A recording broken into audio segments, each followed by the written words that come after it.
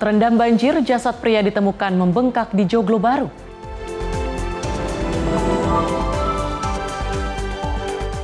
Layanan kesehatan gratis di Aceh pasca bencana.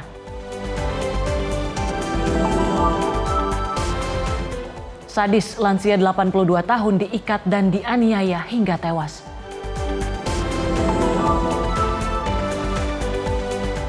Presiden tekankan pengelolaan SDA untuk rakyat.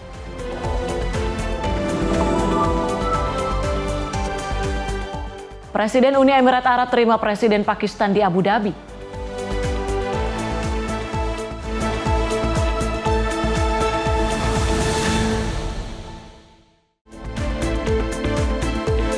Halo, selamat pagi pemirsa. Apa kabar Anda hari ini? Menyapa Indonesia Pagi kembali hadir menemani Anda dengan beragam informasi seputar peristiwa dan juga informasi mancanegara. Bersama saya Tiara Dianti dan inilah Menyapa Indonesia Pagi selengkapnya.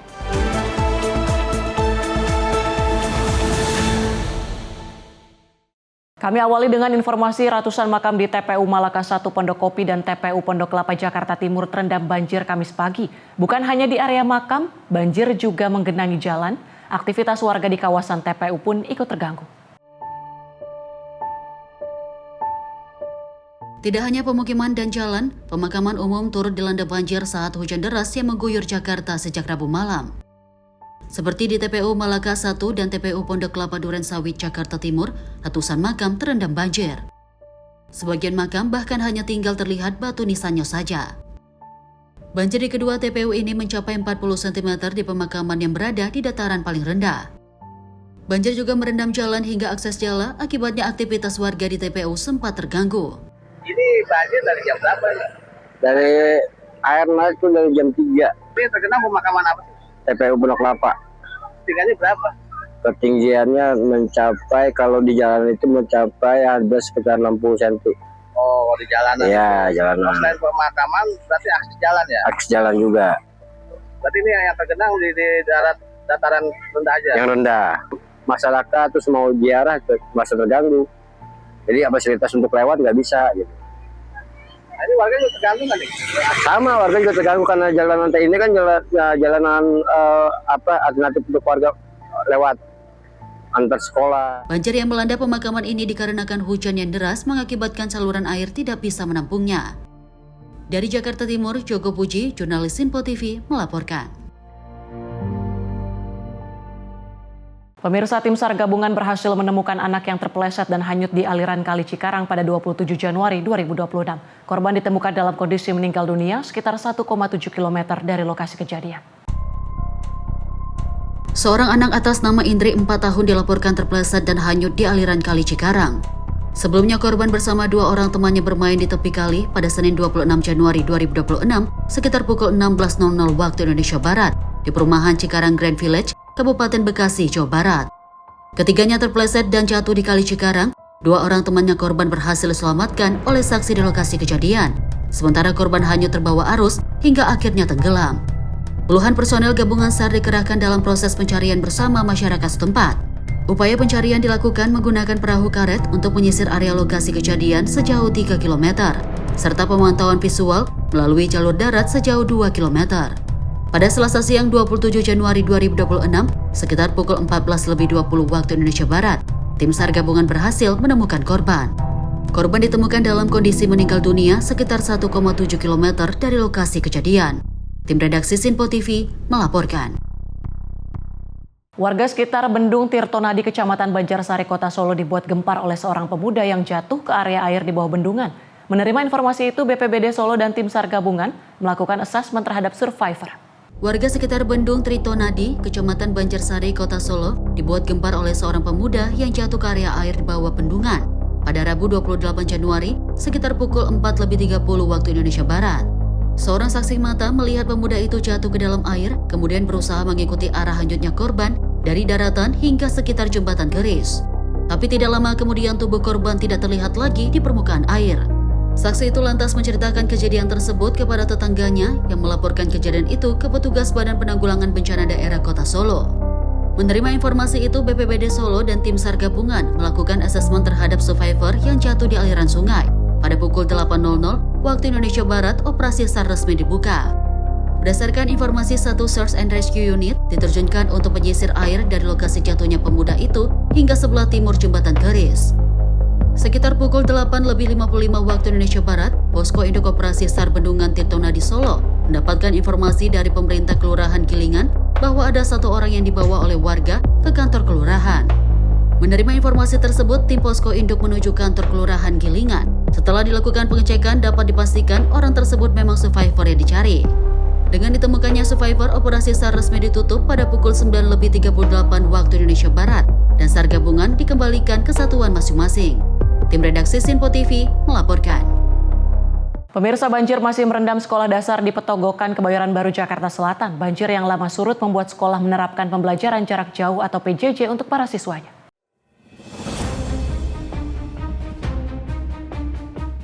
Musibah banjir yang melanda wilayah kota dan Kabupaten Serang, Provinsi Banten, terpantau masih belum surut hingga Rabu 14 Januari 2026.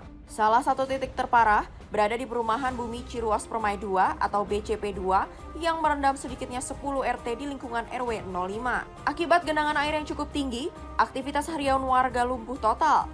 Sebagian warga memilih bertahan di rumah untuk membersihkan sisa sampah yang terbawa arus, sementara sebagian lainnya terpaksa mengungsi ke masjid, musola hingga rumah kerabat yang lebih aman. Banjir di wilayah Ciruas ini seolah menjadi agenda tahunan setiap memasuki musim hujan.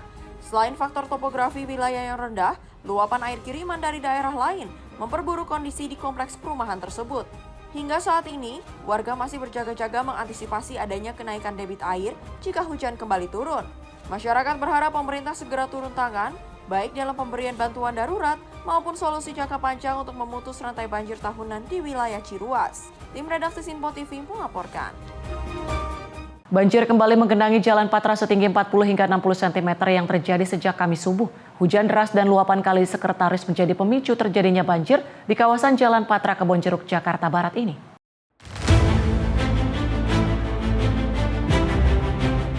Menjadi langganan banjir setiap kali hujan deras di kawasan Kebonjeruk, Jakarta Barat, Jalan Patra Kamis subuh kembali diterjang banjir. Banjir yang terjadi di kawasan ini sedalam 40 hingga 60 cm setelah ibu kota diguyur hujan dengan intensitas tinggi sejak pukul 4 dini hari hingga pagi hari. Aktivitas warga pun terganggu, sejumlah kendaraan yang melintas mengalami mogok, terutama roda 2, baik yang dari Jalan Patra maupun dari Jalan Mangga. Dari jam 4 subuh sampai sekarang masih banjir. Nah, terus mulai hujan jam berapa tadi? Jam 4 subuh, banjir sampai sekarang nih. Kali meluap sampai keluar, nggak kuat tampung air. Nah, sebetis. Sungai Sekretaris sudah tak lagi mampu menampung debit air hingga banjir terjadi di kawasan ini. Tim Liputan Sinpo TV melaporkan. Hujan deras di ibu kota sejak Rabu malam membuat sejumlah kawasan terendam banjir. Banjir turut merendam pemukiman di Bidara Cina, Jatinegara, Jakarta Timur. Ketinggian air di kawasan ini mencapai 1,5 meter lebih. Ratusan rumah di Bidara Cina, Jatinegara, Jakarta Timur terendam banjir akibat luapan air dari Kali Ciliwung pasca hujan deras sejak Rabu malam. Luapan air Kali Ciliwung membuat rumah warga di pemukiman Bidara Cina terendam banjir. Air sudah mulai ke pemukiman warga sejak Rabu sore dan air semakin tinggi hingga Kamis siang. Ketinggian air di pemukiman Bidara Cina mencapai 1,5 meter. Meski terendam banjir, sebagian warga memilih tidak mengungsi dan bertahan di lantai 2 rumah mereka. Warga juga terpaksa menggunakan perahu untuk beraktivitas. Dari kemarin sore. Kemarin sore. Ketinggiannya berapa, Bu? Ketinggiannya itu di atas 150. Rumah Ibu terendam ya, Bu? Rendam. Terendam. Beberapa hari yang lalu udah kebanjiran. Udah hari keberapa nih derasnya, Bu? Ini hari ke berapa ya? Karena memang kalau di sini kan daratannya paling rendah nih di RT ini. Jadi kalau misalnya bogor hujan terus, ya kita paling pertama kena. Nah, yang lain belum kena, kita pun pasti biar sebetis sedengkul pasti kena. Dampaknya sih Bu, tadi kan disampaikan ada beberapa hari ini banjir, Bu ya. Maksudnya apakah udah mulai ada warga yang sakit kah atau mungkin itu bantuan yang lain? Ada rata-rata banyak pada muntah-muntah sama gatel. Badannya panas, ada flu, batuk pilek. Tapi udah ada penanganan gitu dari maksudnya puskesmas udah datang gitu? Ada puskesmas buka posko di kelurahan dan kelurahan juga ada buka posko untuk pengungsian. Bantuan lain ada, Bu? Bantuan lain Ya, beras, makanan, roti, nasi. di posko pengungsian ya? Nah, posko pengungsian dari kelurahan kan juga kan dikasih ke RW itu, nanti dari RW dibagiin RT yang terdampak banjir, nah dari RT dibagikan ke warga yang terkena banjir. Dari Jakarta, jurnalis Info TV melaporkan. Intensitas hujan yang tinggi sejak pagi tadi membuat sejumlah ruas jalan di ibu kota terendam banjir. Salah satunya di kawasan Dan Mogot, Jakarta Barat, yang hingga Kamis siang masih sulit dilalui kendaraan.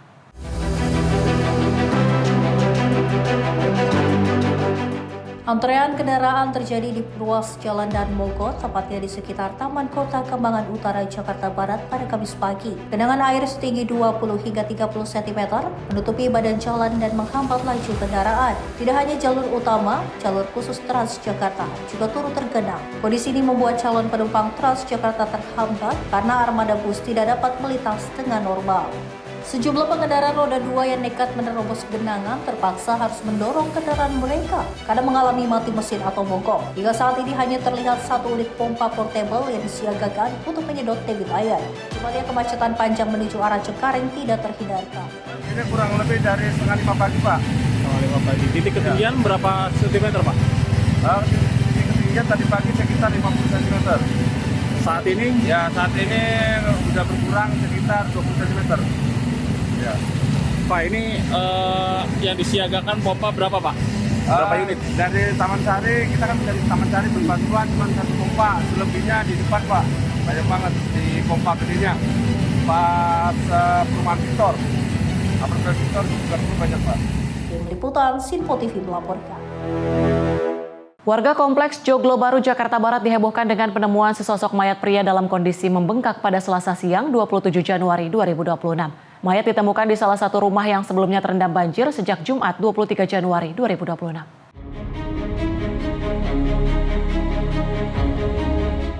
Berdasarkan informasi dari akun Instagram @infojoglo, penemuan bermula saat warga menghirup bau tidak sedap dari salah satu rumah di Blok D25 Kompleks Joglo Baru. Setelah dicek, warga menemukan sesosok mayat pria dalam kondisi sudah membengkak. Korban diduga telah meninggal beberapa hari sejak banjir melanda wilayah ini dan baru diketahui saat air mulai surut. Pihak kepolisian mendatangi lokasi, melakukan olah tempat kejadian perkara, serta mengevakuasi jenazah ke rumah sakit. Lulu Nur Saidah Permada, tim redaksi Sinpo TV, melaporkan. Akibat pergerakan tanah, akses jalan dan rumah warga mengalami longsor. Peristiwa terjadi di Kecamatan Serang Baru, Kabupaten Bekasi, Jawa Barat. Longsor diduga akibat intensitas hujan yang tinggi, lokasi terlalu dekat dengan aliran kali, serta tidak adanya tanggul penahan tanah. Pergerakan tanah terjadi di perumahan Villa Lestari, Desa Jaya Sampurna, Kabupaten Bekasi, Jawa Barat. Peristiwa ini terjadi sejak beberapa pekan terakhir, hingga kini masih berlangsung dan kian meluas. Curah hujan yang tinggi di wilayah Kabupaten Bekasi, Jawa Barat, membuat kondisi tanah menjadi labil. Akibatnya terjadi retakan dan amblesan tanah dengan kedalaman 1 hingga 2 meter. Menurut warga, selain intensitas hujan, kondisi perumahan yang terlalu dekat dengan aliran Kali Cikarang, serta tidak adanya tanggul penahan tanah yang memadai, diduga menjadi faktor utama terjadinya pergerakan tanah. Dalam peristiwa ini tidak terdapat korban jiwa maupun luka, namun akibat pergerakan tanah, 3 rumah warga mengalami rusak ringan pada bagian dinding. Selain merusak rumah, pergerakan tanah juga memutus akses jalan warga. Fatal, Pak, ya.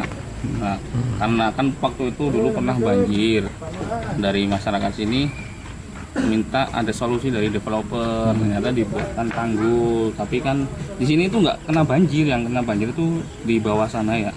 Nah, tanahnya ngambil dari sini, dikeruk, dibawa ke sana semua, dan akhirnya di sini malah jadi longsor. Dari kami kan kalau longsor kayak gini gimana ya? Bapak-bapak yang pada kerja malam nyari nafkah buat keluarganya jadi was-was. Hujan terus-menerus dan sampai longsor kayak gini, tidur pun nggak nyenyak, takutnya jadi apa? Hal-hal yang nggak diinginkan terjadi gitu. Longsor rumahnya roboh, kan ada jiwa, ada nyawanya di dalamnya ya. Kalau untuk unit yang terdampak langsung bencana ya Bang, ada beberapa ya, ada sekitar di 10 unitan. 10 unitan. Ini Ini kan tanah bergerak Pak, menurut warga sendiri ini emang murni benar-benar faktor alam atau ada kelalaian dari faktor lain Pak? Oh gitu, baik. Pertama memang kalau menurut saya adalah faktor kelalaian manusia ya di saat pengerjaannya. Nah makanya harapan kami sebagai pengurus lingkungan, harapan kami sebagai warga agar pihak developer kemudian juga pihak-pihak terkait ya agar bisa memperbaiki sebaik mungkin, terus kemudian bikin tanggulnya juga yang mesti selayaknya tanggul lah. Jadi kalau asal-asalan tanggul saya pikir kan kena air abrasi kan pasti longsor Bang. Para warga berharap pihak pengembang perumahan dan pemerintah setempat segera mengambil langkah penanganan untuk mencegah terjadinya pergerakan tanah susulan agar tidak menimbulkan korban jiwa maupun kerugian material. Dari Bekasi, Tim Liputan Sinpo TV melaporkan. Pemirsa, seorang kakek berusia 82 tahun tewas usai diikat dan dianiaya 5 orang yang masih satu keluarga di Kecamatan Kasemen, Serang, Banten. Diduga kelima pelaku menganiaya korban lantaran dendam pribadi. Kelima pelaku saat ini diamankan aparat kepolisian Polres Serang Kota.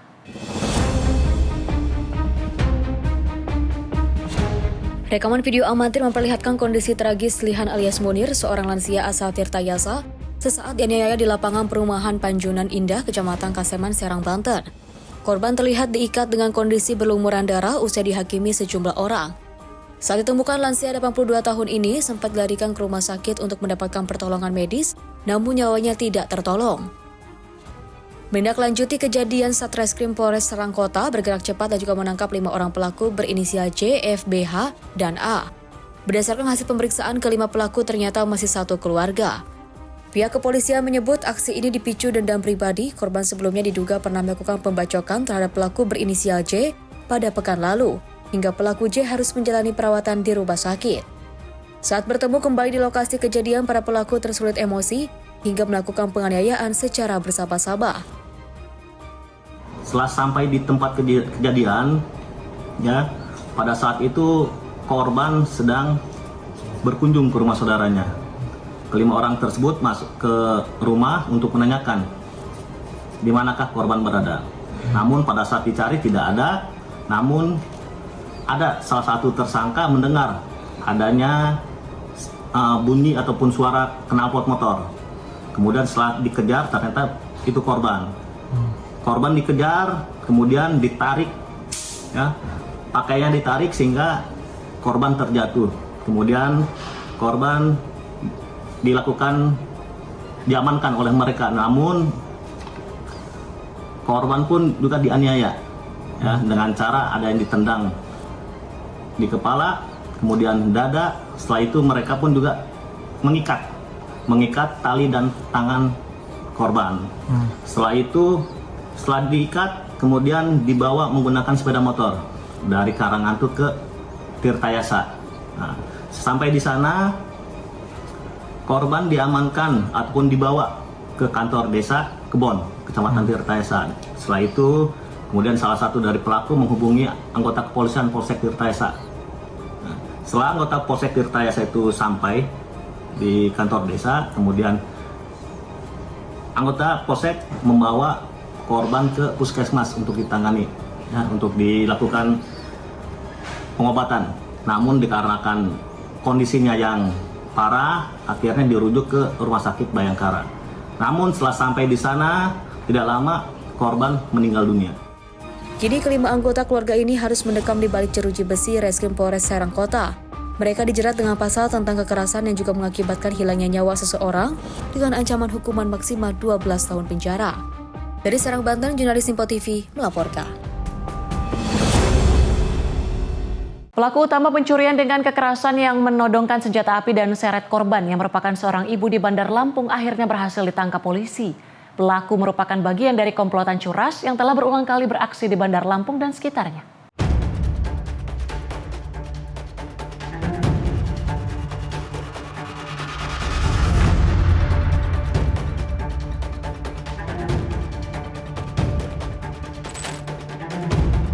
Pelaku berinisial HL atau Linggis warga Rajabasa ditangkap petugas saat melintas di kawasan Rajabasa pada 22 Januari 2026 kemarin.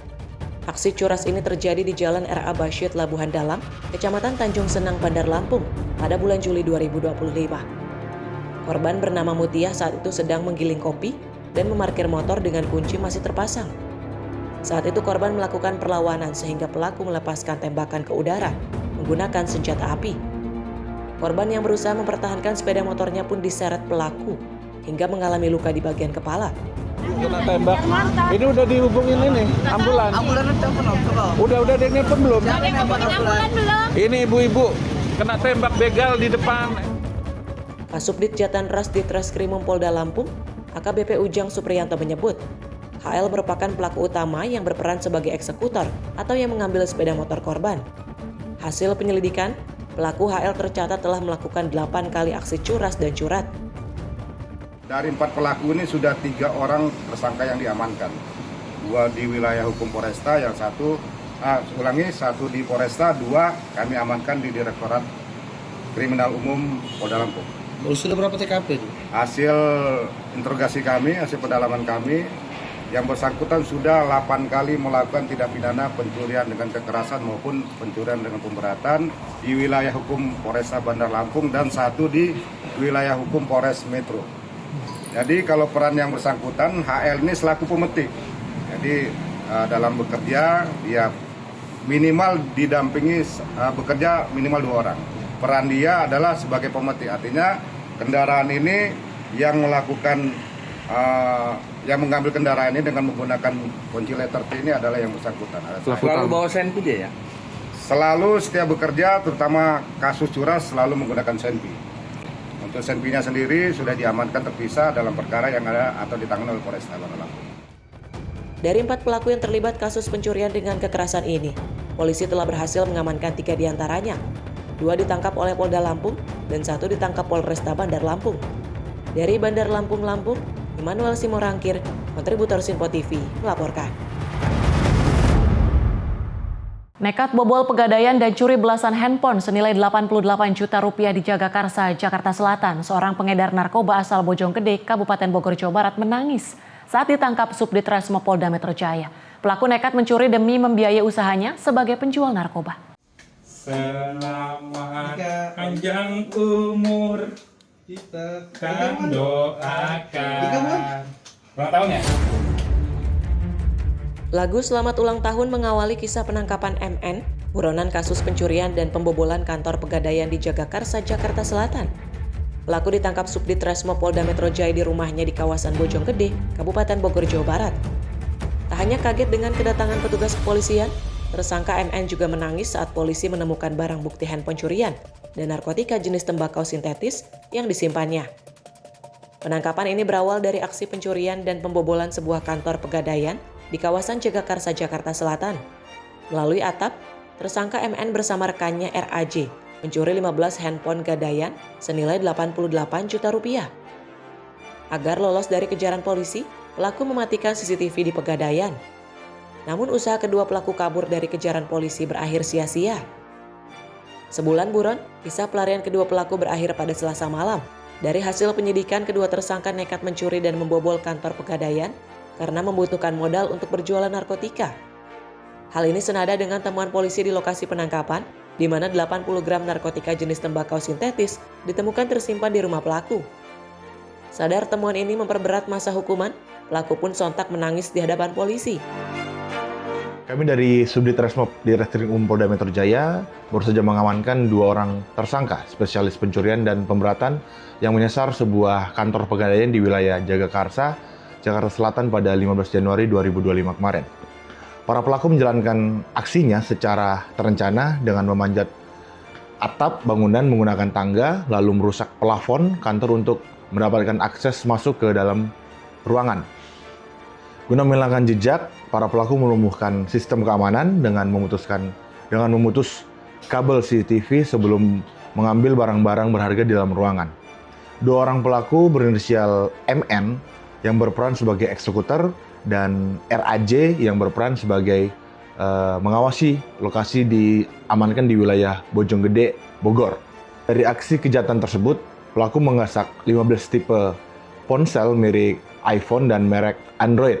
Salah satunya iPhone 17 Pro Max yang mengakibatkan pihak pengelola kantor Pegadaian mengalami kerugian materi sebanyak 88 juta rupiah.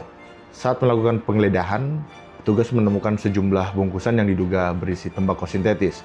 Pelaku yang menyesal pun menangis dan mengaku nekat mencuri untuk modal jual beli narkotika jenis tembakau sintetis. Sehingga Subdit Resmob telah berkoordinasi dengan Direktorat Reserse Narkoba untuk menindaklanjuti temuan narkotika tersebut. Atas perbuatannya, kedua pelaku dijerat dengan pasal 477 KUHP tentang pencurian dengan pemberatan dengan ancaman pidana 7 tahun penjara. Sementara untuk temuan narkotika akan diserahkan ke Direktorat Reserse Narkoba Polda Metro Jaya. Tim redaksi Sinpo TV melaporkan. Pemirsa, sejumlah informasi lainnya akan kami hadirkan usai jeda. Tetap bersama kami di Menyapa Indonesia Pagi.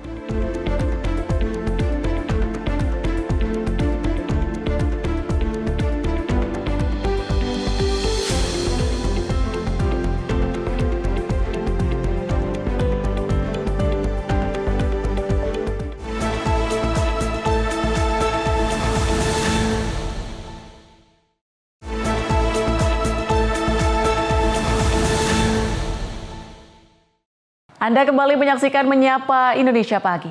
Pemirsa, pemerintah menghadirkan layanan kesehatan gratis untuk warga terdampak bencana di Aceh, khususnya di Kabupaten Gayo Lues. Program ini bertujuan menjaga kesehatan masyarakat sekaligus memulihkan harapan pasca bencana.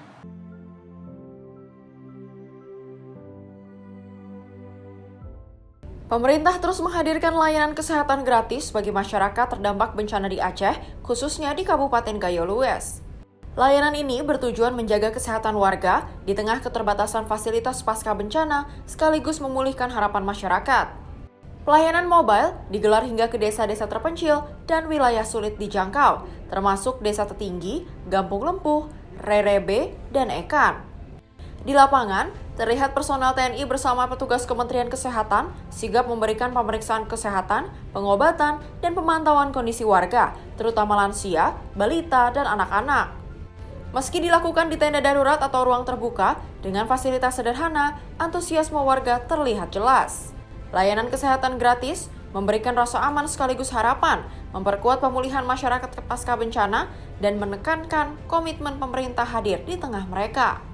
Tim redaksi Sinpo TV melaporkan. Jembatan Beli di Kabupaten Biren Aceh kini telah rampung dibangun oleh TNI Angkatan Darat. Keberadaan jembatan ini diharapkan mampu memulihkan akses vital masyarakat serta menggerakkan kembali aktivitas sosial dan ekonomi warga. TNI Angkatan Darat merampungkan pembangunan jembatan Beli di Desa Jangka Masjid, Kecamatan Jangkap, Kabupaten Biren Aceh. Jembatan ini kini telah siap digunakan setelah sebelumnya akses warga terbatas akibat kerusakan infrastruktur. Dengan kembali terbukanya jalur penghubung, mobilitas warga, distribusi hasil pertanian, serta aktivitas harian kini dapat berjalan lebih aman dan lancar. Komandan Kodim 0111 Biren, Letko Arhanut Lutfi Nofriyadi, menyampaikan bahwa pembangunan jembatan Beli merupakan wujud nyata kehadiran TNI Angkatan Darat dalam membantu masyarakat, khususnya pemenuhan akses infrastruktur dasar. Lutfi menghimbau kepada masyarakat agar jembatan yang telah dibangun dapat dimanfaatkan dan dijaga bersama sehingga dapat digunakan dalam jangka panjang. Pembangunan jembatan ini melibatkan prajurit Seni Kodam Iskandar Muda bekerja sama dengan unsur kewilayahan serta didukung partisipasi aktif masyarakat setempat. Dengan rampungnya jembatan Beli ini, TNI Angkatan Darat berharap aktivitas masyarakat Desa Jangka Masjid dapat kembali berjalan normal, sekaligus menjadi bukti komitmen TNI AD untuk terus hadir, bekerja, dan mengabdi bagi masyarakat. Jihan Nabila, jurnalis Sinpo TV, melaporkan. Pasca bencana banjir di Aceh, TNI Angkatan Darat tidak hanya melaksanakan pemulihan wilayah terdampak, namun juga memastikan pendidikan anak-anak tetap berjalan. Prajurit TNI AD turun langsung mengajar di sekolah darurat bagi siswa korban banjir. Kepada Bapak TNI, kalau mau anak kamu ini di sekolah darurat. Pasca banjir yang melanda sejumlah wilayah di Aceh, TNI Angkatan Darat terus hadir mendampingi masyarakat, termasuk dalam memastikan pendidikan anak-anak tetap berlangsung. Di Desa Kuta Tengah, Kecamatan Butong, Atuh, Banggala, Kabupaten Nagan Raya, prajurit Yonif TP 856 Satria Bumi Sakti mengajar siswa sekolah dasar di sekolah darurat. Ratusan anak terpaksa belajar di bawah tenda karena gedung sekolah mereka belum dapat digunakan akibat terdampak banjir. Dengan metode sederhana dan materi dasar, prajurit memberikan pembelajaran sekaligus motivasi agar semangat belajar anak-anak tetap terjaga. Kepada Bapak TNI, kalau bukuno anak kamu ini di sekolah darurat. Semoga anak kamu jut membaca dan jut menulis, semoga lancar. Dan sayang anak kamu karena guru-guru pinakit ini yang jak kena yang kono anak ini bak sekolah darurat. Semoga ji bujut itu mulai bujut membaca ini. Budi fokuskan untuk belajar di sekolahnya. Anak-anak menyambut antusias kehadiran prajurit TNI Angkatan Darat yang turun langsung memberikan pelajaran. Meski belajar di tengah keterbatasan, semangat para siswa tetap tinggi dan terlihat ceria saat mengikuti proses belajar mengajar. Kehadiran prajurit TNI memberikan rasa aman, semangat baru, serta harapan bagi anak-anak korban banjir agar tetap menjaga cita-cita mereka. Kegiatan ini menjadi bukti komitmen TNI Angkatan Darat bahwa dalam kondisi darurat sekalipun, hak anak atas pendidikan tetap menjadi prioritas. Cihan Nabila, Sinpo TV melaporkan. Sementara itu, Satgas Penanggulangan Bencana Alam Kodam 1 Bukit Barisan mulai membangun jembatan Armco di Kabupaten Tapanuli Tengah, Sumatera Utara. Pembangunan jembatan ini dilakukan untuk memulihkan akses transportasi warga pasca bencana alam.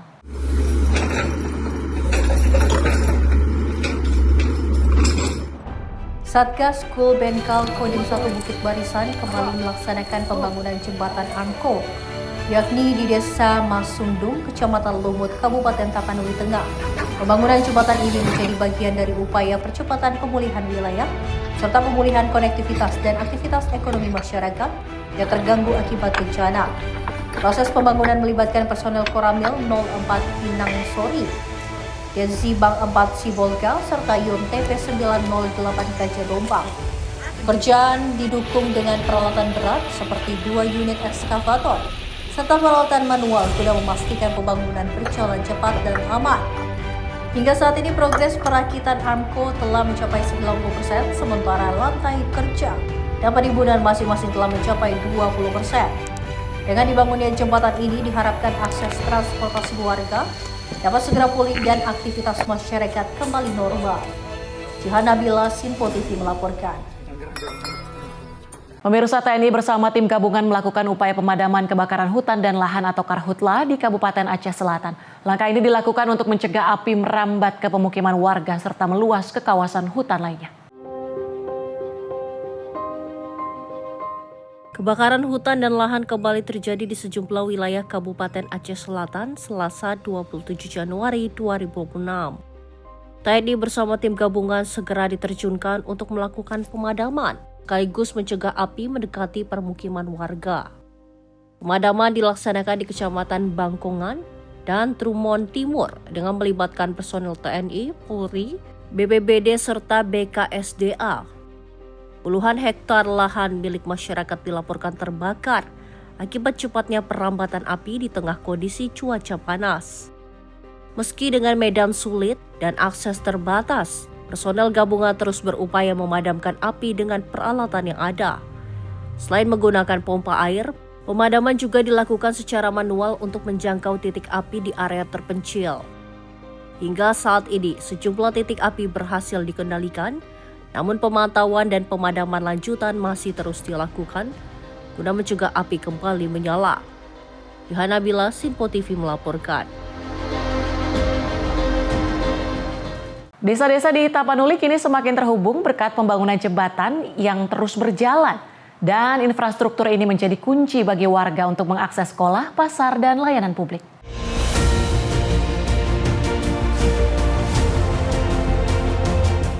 Banjir bandang dan longsor yang melanda Sumatera akhir November lalu meninggalkan dampak luas bagi masyarakat desa. Pemulihan infrastruktur menjadi prioritas untuk memastikan kehidupan warga kembali normal. Pemerintah terus mempercepat perbaikan wilayah terdampak, khususnya pembangunan jembatan yang menjadi penghubung vital antar wilayah di Tapanuli Tengah, Sumatera Utara. Pantauan terbaru menunjukkan pembangunan jembatan Anko di Kelurahan Hutana Bolon, Kecamatan Tukar telah memasuki tahap persiapan dengan melibatkan TNI dan masyarakat setempat. Selain itu, jembatan gantung juga dibangun di Bonalumban, Kampung Mudik, Desa Ujung Batu, dan Desa Simpan untuk membuka kembali akses ke pusat ekonomi, sekolah, dan layanan publik. Langkah ini sejalan dengan arahan Presiden Prabowo Subianto yang menekankan pentingnya kehadiran negara tidak hanya saat tanggap darurat, tetapi juga dalam pemulihan jangka menengah dan panjang. Dengan terus dibangunnya jembatan, desa-desa di Tapanuli Tengah kian tersambung, memberi masyarakat harapan dan peluang untuk bangkit pasca bencana. Tim redaksi Sinpo TV melaporkan. Dari Menteri Pekerjaan Umum Dodi Hanggodo menargetkan infrastruktur tahap tanggap darurat pasca bencana di Sumatera rampung sebelum Ramadan. Upaya tersebut dilakukan untuk memastikan warga terdampak dapat menempati fasilitas yang layak, termasuk kesiapan rumah ibadah bagi umat muslim demi kelancaran ibadah selama bulan suci Ramadan. Menteri Pekerjaan Umum Dodi Hanggodo menyatakan, pemerintah akan mempercepat penyelesaian infrastruktur tahap tanggap darurat pasca bencana di Sumatera. Pembangunan infrastruktur rumah ibadah juga menjadi salah satu prioritas pemerintah di wilayah terdampak bencana. Dodi memastikan, kesiapan rumah ibadah bisa rampung sebelum bulan Ramadan agar masyarakat bisa menjalankan ibadah Ramadan dengan aman dan nyaman. Tak hanya itu, ia juga menyebut kesiapan bangunan harus dilengkapi dengan air bersih, listrik, dan sanitasi yang memadai. Pemerintah berharap kesiapan infrastruktur ini dapat membantu masyarakat di masa pemulihan pasca bencana. Jadi di tahap tanggap darurat inilah.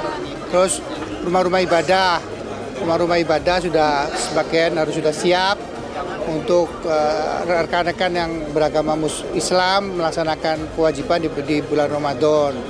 Terutama dari sisi kebersihan dan dari sisi kesiapan air bersihnya, untuk wudhu dan seterusnya.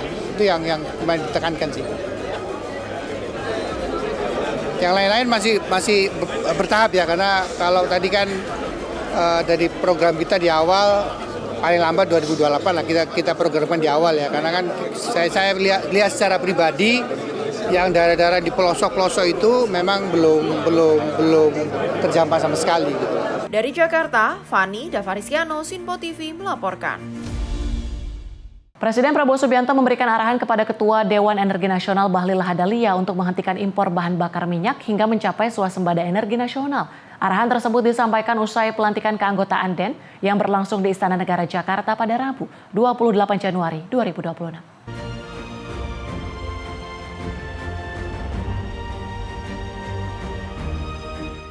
Salah satu program prioritas Presiden Prabowo adalah menyangkut kedaulatan energi, ketahanan energi, dan kemandirian energi menuju swasembada energi. Ketua Dewan Energi Nasional, Bahlil Lahadalia, mengungkapkan hal tersebut sekaligus menyebutkan 4 arahan utama dari Presiden Prabowo Subianto. Pertama, menjaga kedaulatan energi nasional tanpa intervensi pihak manapun. Kedua, memperkuat ketahanan energi nasional yang dimana cadangan BBM Indonesia saat ini hanya untuk kebutuhan 21 hari akan ditingkatkan hingga 3 bulan melalui pembangunan fasilitas penyimpanan atau storage. Ketiga, mendorong kemandirian energi dengan menekan ketergantungan impor BBM yang saat ini masih mencapai lebih dari 30 juta kiloliter per tahun, baik untuk solar maupun bensin. Sehingga nantinya adalah mewujudkan swasembada energi sebagai tujuan akhir pembangunan sektor energi nasional. Kita tahu semua bahwa salah satu program prioritas Bapak Presiden Prabowo adalah menyangkut dengan kedaulatan energi, ketahanan energi, swasembada energi, yang salah satu instrumen negaranya adalah arah kebijakan roadmap yang dibangun bersama-sama dengan DEN. Kita tahu bahwa ketahanan energi kita hanya 21 hari, dan ini kita akan up menjadi 30 hari, menjadi 3 bulan, dan ini pasti kita akan membangun storage. Kita tahu kita hari ini masih impor BBM kurang lebih sekitar 30 juta lebih kiloliter baik solar maupun bensin, dan yang keempat itulah swasembada. Roadmapnya sudah selesai dan sekarang tahapan sudah mulai membangun untuk bagaimana kita bekerja sama dengan negara mana, dan organisasinya sudah hampir rampung selesai juga. Bahlil menambahkan, roadmap kebijakan energi nasional kini juga telah disusun dan memasuki tahap implementasi, termasuk kerjasama dengan sejumlah negara serta penguatan organisasi pendukung. Tim redaksi Sinpo TV melaporkan. Menteri Perhubungan dan Gubernur Banten meresmikan stasiun Catake di wilayah Kabupaten Tangerang, Provinsi Banten, Rabu 28 Januari 2026. Kehadiran stasiun ini diharapkan mampu memperkuat ekosistem mobilitas masyarakat pada kawasan pemukiman di daerah tersebut. Menteri Perhubungan Dudi Purwogandhi meresmikan stasiun Catake di wilayah Kabupaten Tangerang, Provinsi Banten, Rabu 28 Januari 2026. Gubernur Provinsi Banten Andra Soni turut mendampingi proses peresmian infrastruktur transportasi massal yang sangat strategis tersebut. Kehadiran stasiun ini diharapkan mampu memperkuat ekosistem mobilitas masyarakat pada kawasan permukiman di daerah tersebut. Pembangunan fasilitas umum ini mengenakan skema kolaborasi tanpa penyerapan dana, anggaran, pendapatan, dan belanja negara. Lihat pertumbuhan atau perkembangan perkeretaapian di Provinsi Banten 1 dekade terakhir ini kan luar biasa.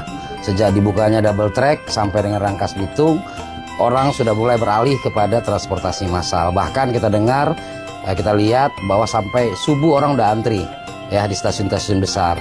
Dan stasiun ini juga nanti akan melayani 20.000 masyarakat. Dan ini akan merubah pola masyarakat yang selama ini menggunakan mobil pribadi menjadi menggunakan moda transportasi massal seperti kereta api. Dan ini pengaruhnya pasti akan ke ekonomi kita. Pertama, pengurangan subsidi terhadap bahan bakar minyak. Ya, kedua, otomatis akan terjadi pusat-pusat pertumbuhan ekonomi baru. Ketiga, konsumsi masyarakat akan lebih luas. Sebelumnya hanya kepada bahan baku minyak, sekarang bisa ke hal yang lain saat mereka menggunakan kereta api. Jadi saya percaya bahwa sejarah kereta api juga di Provinsi Banten telah dimulai dari zaman kerja paksa, zaman Romusa. Bahwa itu dibangun dan kami berharap itu diaktifkan kembali. Karena apa? Wilayah selatan perlu dukungan agar pertumbuhan ekonomi di sana bisa lebih maksimal. Ditambah lagi potensi daerah berbatasan dengan Jakarta, pertanian daerah selatan, Lebak dan Pandeglang ini luar biasa. Andra Soni berharap pemerintah pusat segera mendorong pemerataan pembangunan jalur kereta hingga menuju wilayah selatan Banten. Ia mengusulkan pengaktifan kembali jalur Rangkas Bitung menuju Labuan guna membuka berbagai pusat pertumbuhan ekonomi yang baru. Kementerian Perhubungan mendorong replikasi pola kolaborasi lintas sektor untuk membangun berbagai infrastruktur transportasi publik nasional lainnya. Pemerintah pusat terus berupaya membangun ekosistem mobilitas yang terhubung serta efisiensi bagi seluruh lapisan masyarakat Indonesia. Pengoperasian stasiun ini merupakan bagian dari komitmen pemerintah untuk memperkuat layanan angkutan massal yang lebih terintegrasi. Tim redaksi Sinpo TV melaporkan. Dari Menteri Sosial Saifullah Yusuf menegaskan 3 hal yang tidak boleh terjadi di lingkungan sekolah rakyat. Penegasan itu disampaikan saat kunjungan ke sekolah rakyat menengah atas di Pusat Pendidikan dan Pelatihan Kemensos, Jakarta Selatan.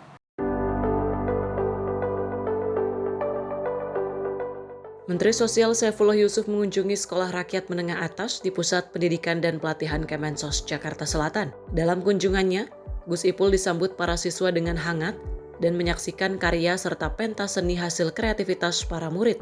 Dalam kesempatan itu, Gus Ipul menyebut larangan pertama di sekolah rakyat adalah bullying atau perundungan. Seluruh lingkungan sekolah diminta menjadi ruang yang aman dan nyaman bagi para siswa. Larangan kedua adalah kekerasan dalam bentuk apapun, baik kekerasan fisik maupun seksual. Gus Ipul menekankan peran guru, wali asrama dan wali asuh untuk mengawasi serta memberikan teladan dengan empati. Gus Ipul juga menyoroti pentingnya nilai toleransi di sekolah rakyat. Salah satunya terlihat di Sekolah Rakyat Kupang, Nusa Tenggara Timur, di mana terdapat seorang siswa muslim di tengah lingkungan mayoritas non-muslim. Oh ya, kita sudah punya buku pedoman dan kita juga akan siapkan sanksi. Dan jadi tidak perlu peringatan, langsung kita berhentikan. Kalau ada yang memang dengan sengaja melakukan kekerasan fisik, kekerasan seksual, bullying maupun melakukan tindakan intoleransi. Saya sudah titipkan betul sama Ibu Kepala Sekolah untuk benar-benar mencegah, memitigasi ya dengan seluruh perangkat yang ada, baik aturan maupun juga teknologi, agar tidak terjadi 3 hal itu di sekolah rakyat. Kami sudah siapkan pedoman-pedomannya, ya ada bukunya itu. Yang kedua, kami akan siapkan sanksi setegas-tegasnya. Kalau memang ada guru yang melakukan kekerasan, ya, maupun melakukan kekerasan fisik maupun seksual atau intoleransi, bullying, kami tidak segan-segan untuk langsung memberhentikan. Tadi 3 kan termasuk intoleransi. Nah, di sini tidak boleh ada intoleransi. Ya teman-teman ini tiap hari telah terus menjadi bagian dari pendidikan di kepala rakyat untuk bisa saling menghormati, saling menghargai, meskipun berbeda agama, berbeda latar belakang, berbeda suku, ya, tapi tiap hari bisa kumpul. Melalui pesan tersebut, Gus Ipul menegaskan komitmen pemerintah menjadikan sekolah rakyat sebagai lingkungan pendidikan yang aman, inklusif, dan menjunjung tinggi nilai toleransi. Dari Jakarta, Dio Malau, Simpo TV melaporkan. Pemirsa, kami akan kembali usai jeda. Tetaplah bersama kami di Simpo TV.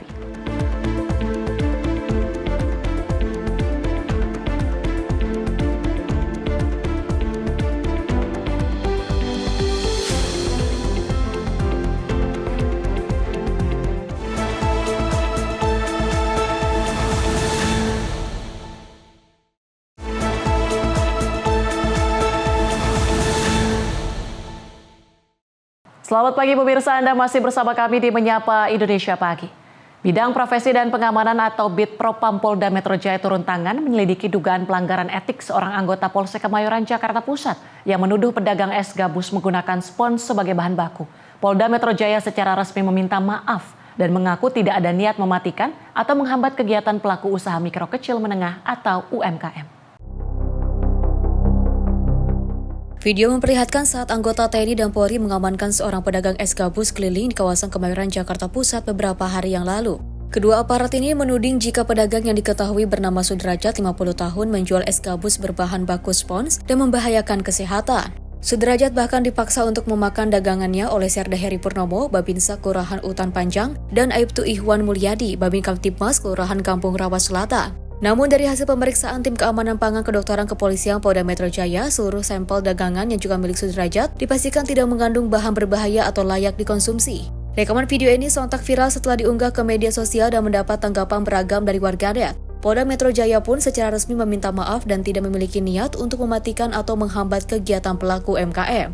BID Propam Polda Metro Jaya juga langsung turun tangan memeriksa Aibtu Ihwan untuk mendalami ada tidaknya dugaan pelanggaran etik. Kami dari Polda Metro Jaya menyampaikan permohonan maaf apabila di dalam upaya tindakan yang dilakukan oleh personil kami, yakni Babin Kamtibmas, ada persepsi yang kurang baik ataupun kurang tepat.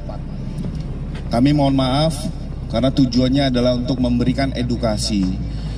Polda Metro Jaya dan kepolisian tidak pernah mematikan, menghambat usaha UMKM dari masyarakat. Ini harus kami sampaikan. Tapi apapun itu, kami memahami psikologis kekecewaan publik. Kami sampaikan mohon maaf dan kami akan mendalami peristiwa ini dan BID Propam Polda Metro Jaya sudah menjemput bola dalam hal ini mendalami apakah ada perbuatan etika kewenangan yang dilanggar oleh personel tersebut. Sertu Heri Purnomo dan juga Aibtu Ihwan Mulyadi juga sudah menyampaikan permohonan maaf atas kegaduhan yang terjadi. Keduanya mengaku jika tindakan yang dilakukan merupakan respon cepat atas laporan masyarakat yang khawatir terhadap dugaan peredaran makanan berbahaya di lingkungan mereka. Dari Jakarta, Tim Liputan Simpo TV melaporkan. Aksi pencurian tabung gas terjadi di Jalan Bahagia 7, Kreo Selatan, Larangan, Tangerang. Seorang pria mencuri tabung gas milik pedagang cilok yang sedang istirahat makan siang. Peristiwa ini terjadi pada Selasa siang, 27 Januari 2026.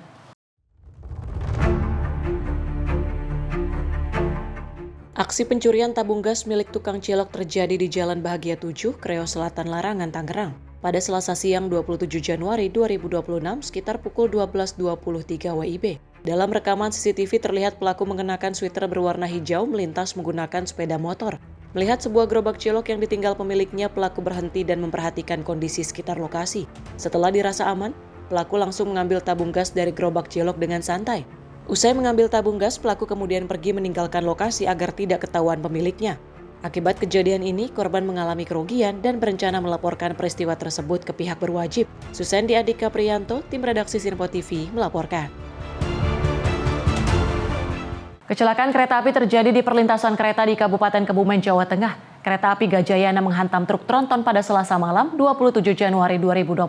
1 orang meninggal dunia di lokasi kejadian akibat kecelakaan ini.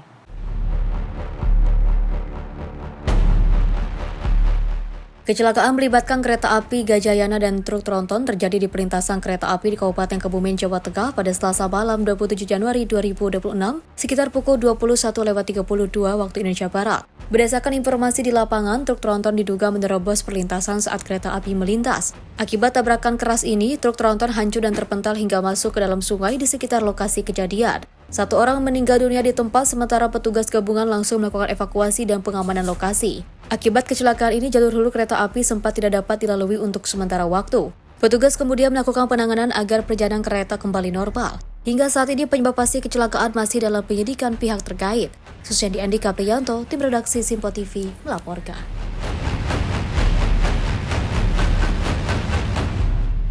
Pemirsa, seorang kakek berusia 82 tahun tewas usai diikat dan dianiaya 5 orang yang masih satu keluarga di Kecamatan Kasemen, Serang, Banten. Diduga kelima pelaku menganiaya korban lantaran dendam pribadi. Kelima pelaku saat ini diamankan aparat kepolisian Polres Serang Kota.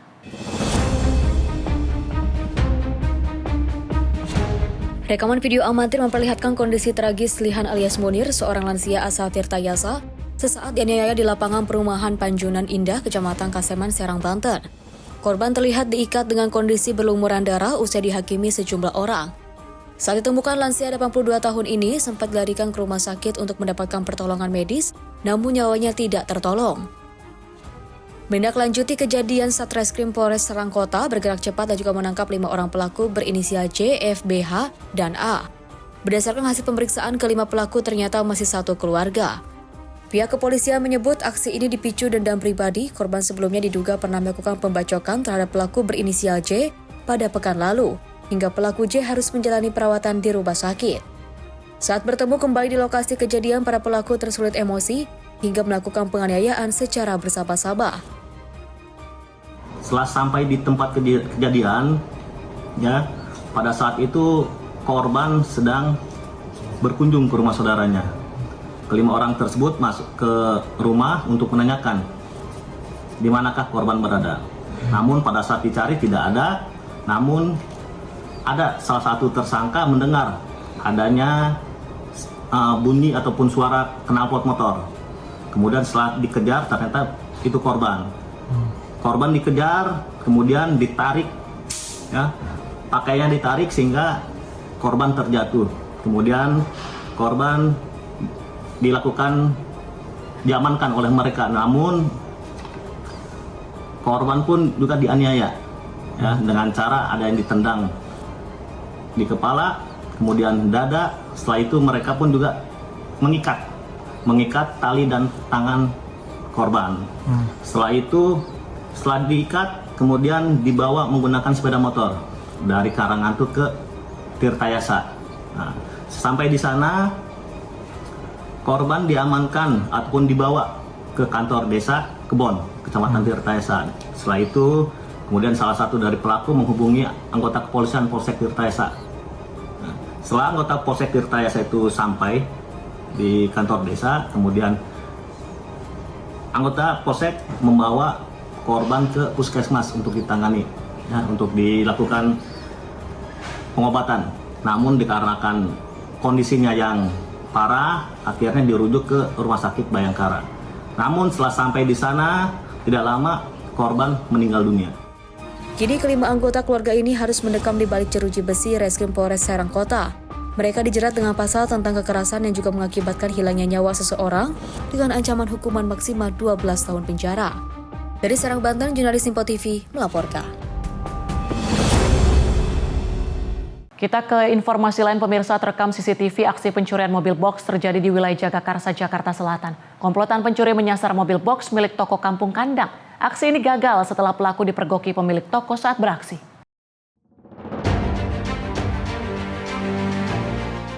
Aksi percobaan pencurian kendaraan mobil box ini terjadi di Jalan Muhammad Kahfi 2, Kelurahan Cipeda, Kecamatan Jagakarsa pada Rabu pagi 28 Januari 2026.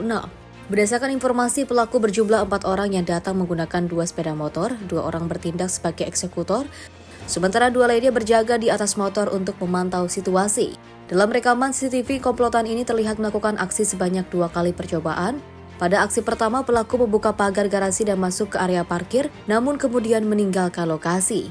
Tak lama berselang, pelaku juga kembali dan berhasil membuka pintu mobil box, serta membobol lubang kunci kendaraan. Aksi ini gagal setelah pemilik toko menyadari kejadian dan juga meneriaki pelaku dari dalam rumah. Dalam rekaman CCTV, seluruh pelaku terlihat mengenakan masker. Salah satu pelaku eksekutor juga tampak menyembunyikan benda yang diduga menyerupai senjata api di balik pakaiannya. Hal ini membuat pemilik toko memilih tidak keluar rumah demi keselamatan. Warga diimbau untuk meningkatkan kewaspadaan terutama pada jam-jam rawan menjelang pagi hari. Feren Putri, tim redaksi Simpo TV, melaporkan. Pelaku utama pencurian dengan kekerasan yang menodongkan senjata api dan seret korban yang merupakan seorang ibu di Bandar Lampung akhirnya berhasil ditangkap polisi. Pelaku merupakan bagian dari komplotan curas yang telah berulang kali beraksi di Bandar Lampung dan sekitarnya.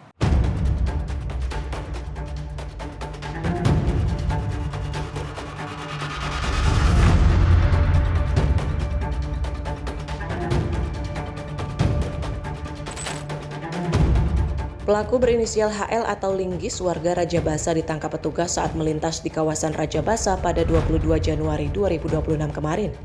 Aksi curas ini terjadi di Jalan R.A. Basyid, Labuhan Dalam, Kecamatan Tanjung Senang, Bandar Lampung pada bulan Juli 2025. Korban bernama Mutia saat itu sedang menggiling kopi dan memarkir motor dengan kunci masih terpasang. Saat itu korban melakukan perlawanan sehingga pelaku melepaskan tembakan ke udara menggunakan senjata api. Korban yang berusaha mempertahankan sepeda motornya pun diseret pelaku hingga mengalami luka di bagian kepala. Kena tembak. Ini udah dihubungin ini ambulan. Ambulan udah nelpon belum? Ini ibu-ibu kena tembak begal di depan. Kasubdit Jatanras Ditreskrimum Polda Lampung, AKBP Ujang Supriyanto menyebut, HL merupakan pelaku utama yang berperan sebagai eksekutor atau yang mengambil sepeda motor korban. Hasil penyelidikan, pelaku HL tercatat telah melakukan 8 kali aksi curas dan curat. Dari 4 pelaku ini sudah 3 orang tersangka yang diamankan.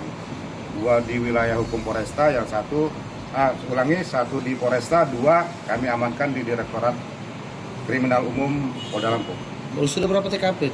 Hasil interogasi kami, hasil pendalaman kami, yang bersangkutan sudah 8 kali melakukan tindak pidana pencurian dengan kekerasan maupun pencurian dengan pemberatan di wilayah hukum Polresta Bandar Lampung dan 1 di wilayah hukum Polres Metro. Jadi kalau peran yang bersangkutan, HL ini selaku pemetik. Jadi dalam bekerja dia minimal didampingi bekerja minimal 2 orang. Peran dia adalah sebagai pemetik, artinya kendaraan ini yang melakukan yang mengambil kendaraan ini dengan menggunakan kunci letter T ini adalah yang bersangkutan. Selalu bawa senpi dia ya? Selalu setiap bekerja, terutama kasus curas, selalu menggunakan senpi. Untuk senpinya sendiri sudah diamankan terpisah dalam perkara yang ada atau ditangani oleh Polresta Bandar Lampung. Dari 4 pelaku yang terlibat kasus pencurian dengan kekerasan ini, polisi telah berhasil mengamankan 3 diantaranya. 2 ditangkap oleh Polda Lampung dan 1 ditangkap Polresta Bandar Lampung. Dari Bandar Lampung, Immanuel Simorangkir, kontributor Simpo TV, melaporkan.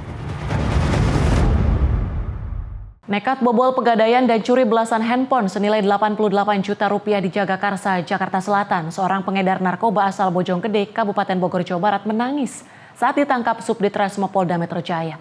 Pelaku nekat mencuri demi membiayai usahanya sebagai penjual narkoba. Selamat panjang umur. Kita kan doakan. Ulang tahun ya? Lagu Selamat Ulang Tahun mengawali kisah penangkapan MN, buronan kasus pencurian dan pembobolan kantor pegadaian di Jagakarsa, Jakarta Selatan. Pelaku ditangkap Subdit Resmo Polda Metro Jaya di rumahnya di kawasan Bojonggede, Kabupaten Bogor, Jawa Barat. Tak hanya kaget dengan kedatangan petugas kepolisian, tersangka MN juga menangis saat polisi menemukan barang bukti handphone curian dan narkotika jenis tembakau sintetis yang disimpannya. Penangkapan ini berawal dari aksi pencurian dan pembobolan sebuah kantor pegadaian di kawasan Jagakarsa, Jakarta Selatan. Melalui atap, tersangka MN bersama rekannya RAJ mencuri 15 handphone gadaian senilai 88 juta rupiah. Agar lolos dari kejaran polisi, pelaku mematikan CCTV di pegadaian. Namun usaha kedua pelaku kabur dari kejaran polisi berakhir sia-sia. Sebulan buron, kisah pelarian kedua pelaku berakhir pada Selasa malam. Dari hasil penyidikan, kedua tersangka nekat mencuri dan membobol kantor pegadaian karena membutuhkan modal untuk berjualan narkotika. Hal ini senada dengan temuan polisi di lokasi penangkapan, di mana 80 gram narkotika jenis tembakau sintetis ditemukan tersimpan di rumah pelaku. Sadar temuan ini memperberat masa hukuman, pelaku pun sontak menangis di hadapan polisi. Kami dari Subdit Resmob di Reskrim Polda Metro Jaya baru saja mengamankan 2 orang tersangka spesialis pencurian dan pemberatan yang menyasar sebuah kantor pegadaian di wilayah Jagakarsa, Jakarta Selatan pada 15 Januari 2025 kemarin.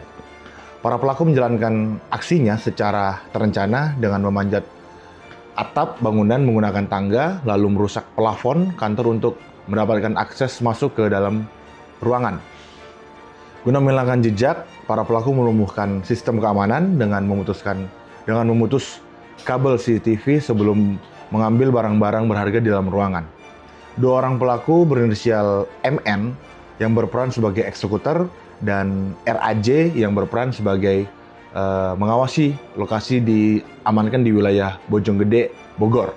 Dari aksi kejahatan tersebut, pelaku menggasak 15 tipe ponsel merek iPhone dan merek Android. Salah satunya iPhone 17 Pro Max yang mengakibatkan pihak pengelola kantor pegadaian mengalami kerugian materi sebanyak 88 juta rupiah. Saat melakukan penggeledahan, petugas menemukan sejumlah bungkusan yang diduga berisi tembakau sintetis. Pelaku yang menyesal pun menangis dan mengaku nekat mencuri untuk modal jual beli narkotika jenis tembakau sintetis.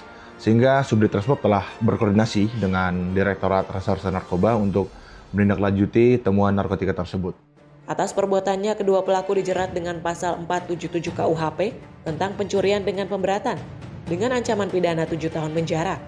Sementara untuk temuan narkotika akan diserahkan ke Direktorat Reserse Narkoba Polda Metro Jaya. Tim redaksi Sinpo TV melaporkan. Terekam kamera CCTV, 2 pelaku pencurian menggotong dan membawa kabur sepeda motor warga Jalan Jermal 11, Medan, Sumatera Utara pada Minggu dini hari. Pencurian tersebut terjadi menjelang sholat subuh. Dalam rekaman kamera CCTV, 2 pelaku masuk ke dalam rumah dengan cara merusak kunci pintu gerbang rumah korban.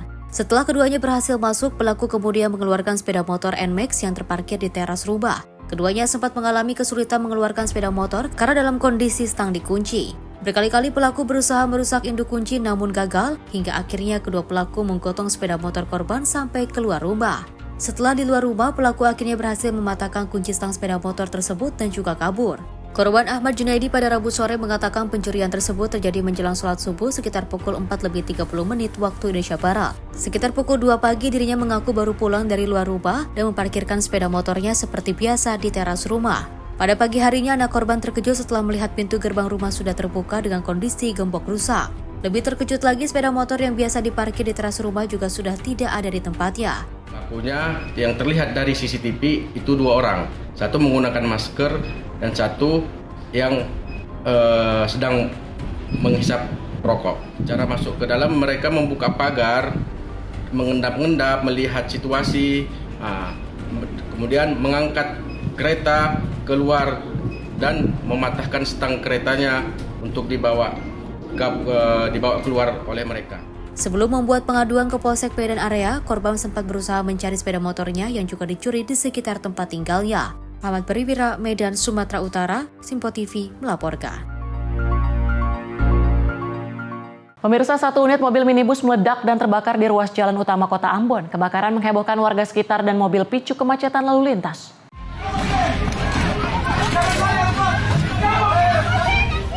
Sebuah mobil minibus jenis Sigra dengan nomor polisi DE 1491AT terbakar hebat di Jalan Walter Mogin Sidi, Kecamatan Siribau, Kota Ambon pada Rabu sore. Kebakaran ini terjadi persis di depan kantor PLTD Galala Hatif, Kota Ambon. Kebakaran membuat panik warga sekitar dan juga pengendara, arus lalu lintas pun macet total. Kobaran api cukup besar lantaran kebakaran diduga dipicu muatan bahan bakar minyak yang disimpan dalam sejumlah kerigen di bagian belakang mobil. Salah seorang saksi mata mengatakan mobil tersebut datang dari arah Halong. Api terlihat muncul dari bagian belakang mobil. Tim damkar Kota Ambon diterjunkan ke lokasi dan juga berhasil padamkan api 1 jam kemudian. Kalau saya lihat itu cuma 1 orang aja, yang anak muda yang pakai kalung pendek itu, yang panik dia mudah masuk di barang saya karena saya kan berdiri di situ.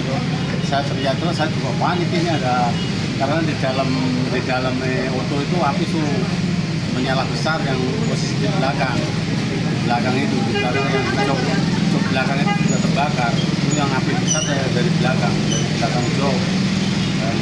Itu berhenti di sini, api itu di dalam itu sudah menyala besar. Karena dia sopir panik, kan semua orang kan panik, cuma biasanya kan bantu cuma pakai air di ember saja. Polisi dari Polres Ambon masih lakukan penyidikan dengan memintai keterangan sejumlah saksi dan pemilik mobil. Polisi juga menyelidiki dugaan penyalahgunaan BBM subsidi yang diduga melibatkan pemilik mobil dan SPBU tersebut. Sementara puing mobil naas tersebut dievakuasi ke sisi jalan raya agar arus lalu lintas di ruas jalan ini kembali lancar. Tim Liputan Simpo TV melaporkan.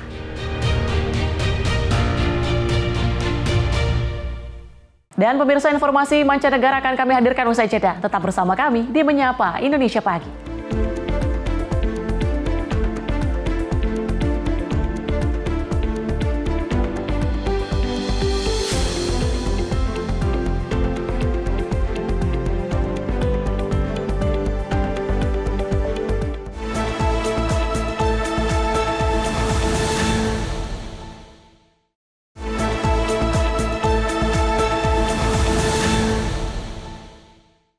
Anda kembali menyaksikan Menyapa Indonesia Pagi bersama saya Tiara Dianti. Pemirsa, India Energy Week keempat resmi dimulai di Goa pada Selasa 27 Januari 2026. Ajang ini mempertemukan pembuat kebijakan global, pemimpin industri, inovator, serta investor untuk membahas masa depan sektor energi di tengah ketidakpastian geopolitik dan percepatan aksi iklim. Forum ini menjadi salah satu panggung utama dunia untuk dialog mengenai keamanan energi, keterjangkauan, aksesibilitas, dan dekarbonisasi.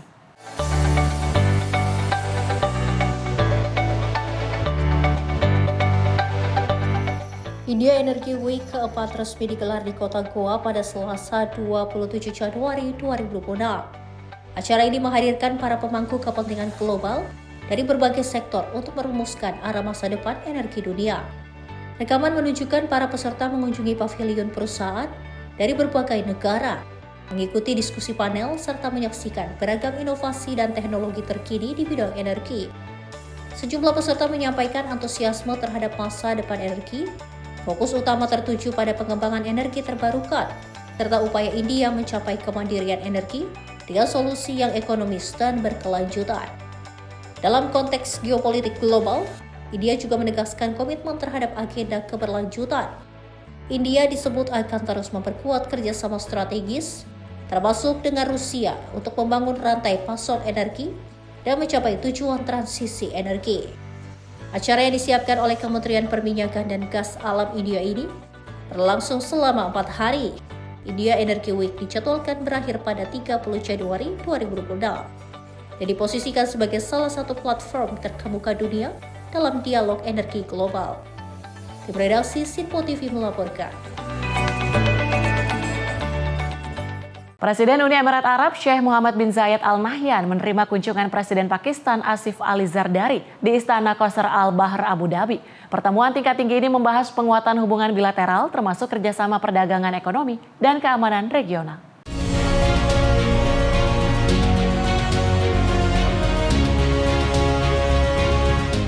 Presiden Uni Emirat Arab Sheikh Mohammed bin Zayed Al Nahyan menggelar pertemuan tingkat tinggi dengan Presiden Pakistan Asif Ali Zardari di Qasr Al Bahr Abu Dhabi pada Selasa 27 Januari 2026. Rekaman menunjukkan kedua pemimpin negara berbincang dalam suasana formal, didampingi delegasi tingkat tinggi dari masing-masing negara. Menurut kantor berita resmi UAE, WOM membahas berfokus pada upaya memperkuat hubungan bilateral, khususnya di bidang ekonomi, perdagangan, dan investasi. Kerjasama ini diharapkan dapat mendukung tujuan pembangunan bersama dan memberikan manfaat bagi kedua negara. Kedua presiden juga bertukar pandangan mengenai berbagai perkembangan regional dan internasional yang menjadi kepentingan bersama. Mereka menegaskan pentingnya mendorong perdamaian dan stabilitas melalui dialog serta solusi diplomatik demi keamanan kawasan dan global. Dalam pertemuan tersebut, Presiden Zardari menegaskan kuatnya hubungan antara Pakistan dan Uni Emirat Arab. Ia menyoroti perkembangan positif kerjasama bilateral serta keinginan Pakistan untuk terus memperluas kemitraan, khususnya di bidang ekonomi. Kunjungan Presiden Pakistan ke Uni Emirat Arab jadwalkan berlangsung selama 4 hari. Selama kunjungan ini, Presiden Zardari didampingi delegasi tingkat tinggi untuk menjalani serangkaian agenda diplomatik intensif di UAE. Di redaksi Sinpo TV melaporkan. Kita ke informasi lain, pemirsa. Aparat keamanan di Republik Demokratik Kongo membubarkan aksi unjuk rasa damai yang digelar untuk memperingati 1 tahun pendudukan kota Goma oleh kelompok bersenjata M23. Aksi tersebut bertujuan mengenang para korban konflik dan menuntut perlindungan lebih kuat bagi warga sipil. Namun demonstrasi berakhir dengan penangkapan sejumlah peserta.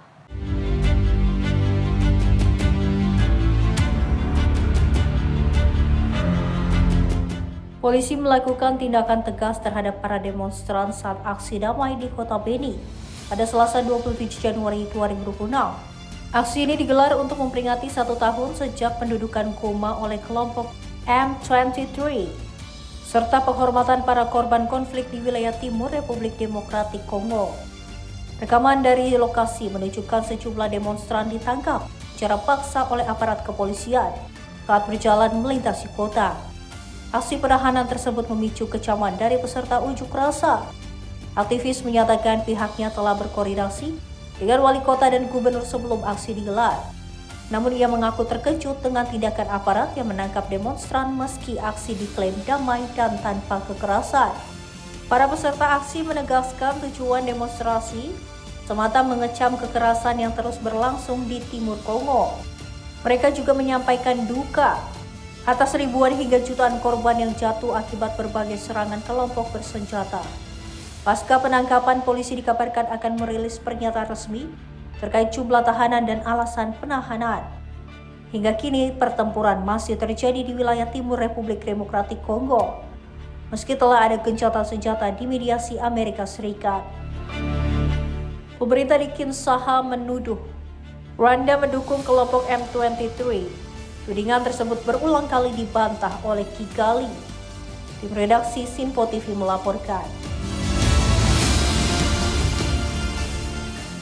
Pemerintah Amerika Serikat akan mengirimkan unit ICE ke Olimpiade musim dingin di Italia. Langkah ini memicu kekhawatiran dan kebingungan di kalangan publik Italia terkait peran agensi tersebut dalam pengamanan ajang internasional.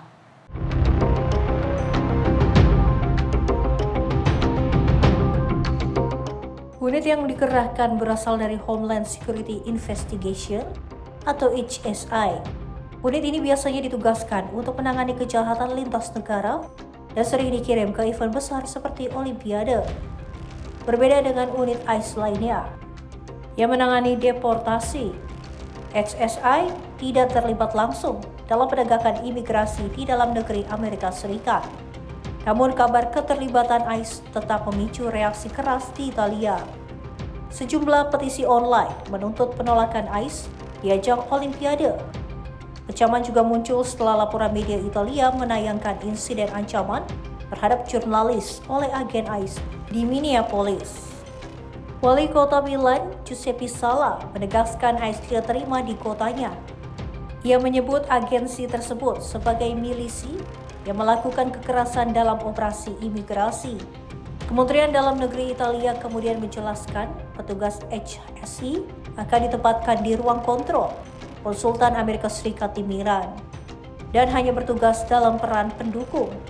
Pemerintah Italia menegaskan seluruh operasi keamanan selama Olimpiade tetap di bawah kendali penuh otoritas Italia. ICE memiliki beberapa unit, salah satunya Enforcement and Removal Operation. Unit ini bertanggung jawab atas penangkapan dan deportasi warga asing di Amerika Serikat. Sedangkan HSI berfungsi pada penyelundupan manusia, perdagangan narkotika, dan kejahatan lintas batas. Agen HSI telah ditempatkan lebih dari 50 negara. Di redaksi Sinpo TV melaporkan. India dan Uni Eropa mencapai kesepakatan perdagangan bebas setelah hampir 20 tahun negosiasi. Perjanjian ini diperkirakan akan mempengaruhi hingga 2 miliar orang dan mewakili sepertiga perdagangan global.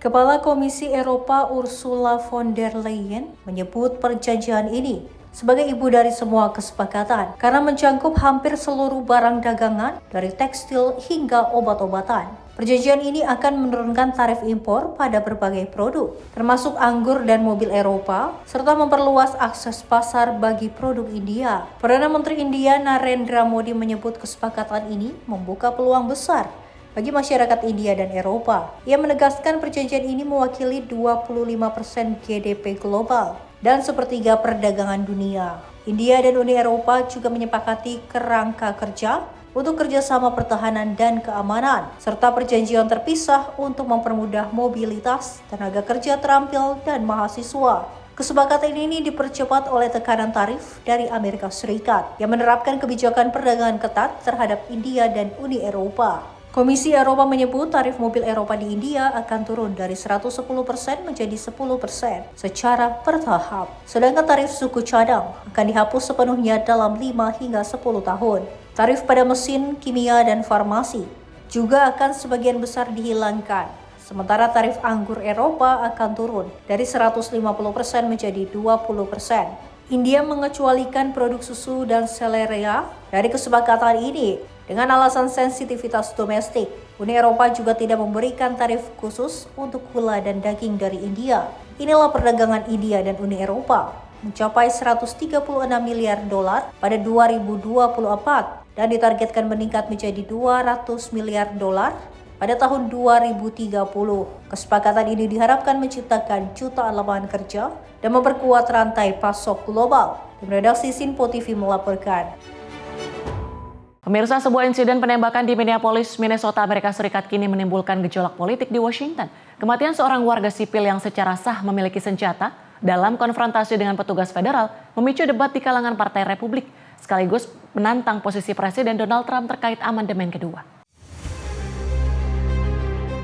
Alex Pretty menjadi orang kedua yang tewas ditembak petugas federal di kota Minneapolis bulan ini. Insiden terjadi saat operasi penegakan hukum federal di kawasan perkotaan Minneapolis. Awalnya administrasi Amerika Serikat menyebut Pretty bertanggung jawab atas kematiannya sendiri karena membawa senjata api secara sah saat berhadapan dengan petugas. Pernyataan ini langsung menuai kecaman dari sejumlah tokoh Partai Republik dan aktivis hak senjata yang menilai narasi tersebut bertentangan dengan semangat amandemen kedua Konstitusi Amerika Serikat. Berbagai kalangan menuntut penyelidikan menyeluruh dan transparan atas penembakan tersebut, serta menyoroti ketidakkonsistenan sikap sebagian politisi dalam membela hak kepemilikan senjata. Hingga saat ini, insiden ini belum mengubah kebijakan senjata nasional. Namun kasus ini muncul di tengah ketegangan politik dan perombakan pejabat keamanan oleh Presiden Trump, seiring diperketatnya operasi penegakan imigrasi. Menjelang tahun pemilu paruh waktu, sejumlah pengamat menilai kontroversi ini berpotensi menjadi beban politik bagi Partai Republik, terutama di tengah meningkatnya keraguan publik terhadap kebijakan imigrasi pemerintah. Menanggapi kontroversi tersebut, Gedung Putih menegaskan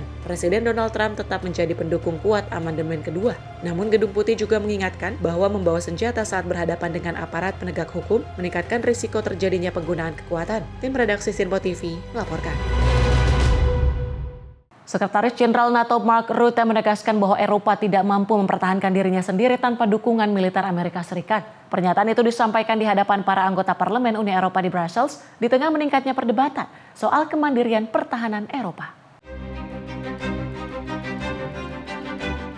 Dalam pidatonya, Mark Rutte menyatakan bahwa Uni Eropa atau kawasan Eropa tidak akan mampu bertahan jika harus berdiri tanpa Amerika Serikat. Ia menegaskan Eropa dan Amerika saling membutuhkan, terutama dalam kerangka pertahanan NATO. Rutte menyebut tanpa kehadiran Amerika Serikat, Eropa akan kehilangan jaminan keamanan utama, yaitu payung nuklir AS. Menurutnya, jika Eropa benar-benar ingin berdiri sendiri, anggaran pertahanan tidak cukup hanya 5% dari produk domestik bruto, namun harus meningkat hingga 10%, termasuk membangun kapasitas nuklir sendiri. Pernyataan ini muncul di tengah ketegangan internal NATO, menyusul sikap Presiden Amerika Serikat Donald Trump, yang sempat mengancam akan mengambil alih Greenland.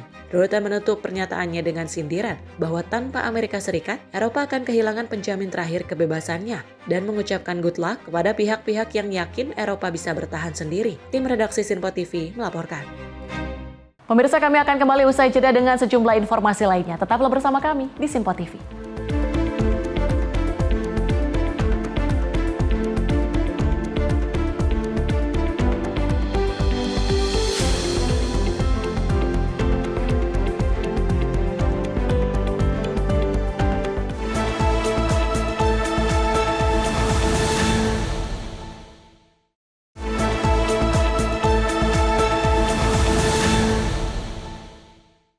Terima kasih Anda masih bersama kami di Menyapa Indonesia Pagi dan informasi kami lanjutkan. Presiden Prabowo Subianto memanggil Menteri ATR untuk membahas penguatan kebijakan tata ruang. Fokus pertemuan adalah melindungi lahan sawah nasional demi ketahanan pangan.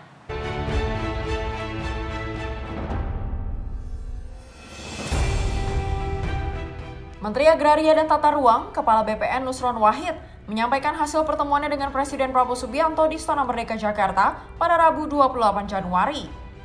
Pertemuan membahas pengendalian alih fungsi lahan sawah nasional untuk menjaga ketahanan pangan dan mendukung swasembada pangan. Nusron menjelaskan, selama 2019 hingga 2024, Indonesia kehilangan sekitar 554.000 hektar lahan sawah akibat alih fungsi menjadi kawasan industri dan perumahan. Kementerian ATR BPN pun telah mengambil langkah strategis sesuai Perpres nomor 12 tahun 2025 tentang RPJMN 2025 hingga 2030, termasuk perlindungan lahan pertanian dengan berkelanjutan. Dalam pembicaraan dengan beliau tadi kami melaporkan, kami sudah mengambil langkah-langkah, yang langkah-langkah tersebut harus kami konsultasikan sama Pak Presiden, dan alhamdulillah Bapak Presiden merestui. Langkah tersebut adalah sebagai berikut. Kalau mengacu kepada Perpres nomor 12 tahun 2025 tentang rencana pembangunan jangka menengah tahun 2025 tahun 2030, di situ dinyatakan bahwa yang namanya lahan sawah yang masuk kategori LP2B, yaitu lahan pangan dan pertanian berkelanjutan, yaitu lahan sawah yang harus diproteksi, tidak boleh dialihfungsikan menjadi apapun selama-lamanya, itu jumlahnya harus 87% minimal dari total LBS. LBS itu adalah lahan baku sawah.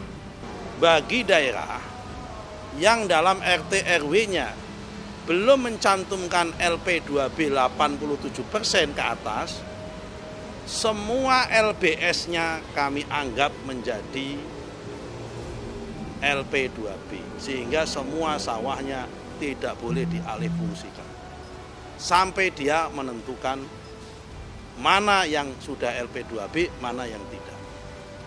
Bagi daerah yang sudah mencantumkan LP2B-nya di dalam RT RW-nya tapi belum mencapai angka 87%, kami minta untuk segera melaksanakan revisi RT RW dalam waktu 6 bulan ini. Supaya apa? Supaya angkanya masuk pada level 87%, supaya sawah kita tidak hilang. Selain itu, pemerintah menetapkan seluruh lahan belum spesifik sebagai LP2B di daerah dengan RT RW yang belum mencantumkan minimal 87% LP2B. Kebijakan ini berlaku sementara hingga pemerintah daerah menetapkan pembagian lahan LP2B dan lahan yang dapat dikonversi. Langkah ini memperkuat tata ruang dan pengelolaan lahan untuk melindungi sawah nasional demi ketahanan pangan dan kesejahteraan rakyat. Tim Redaksi Tempo TV melaporkan.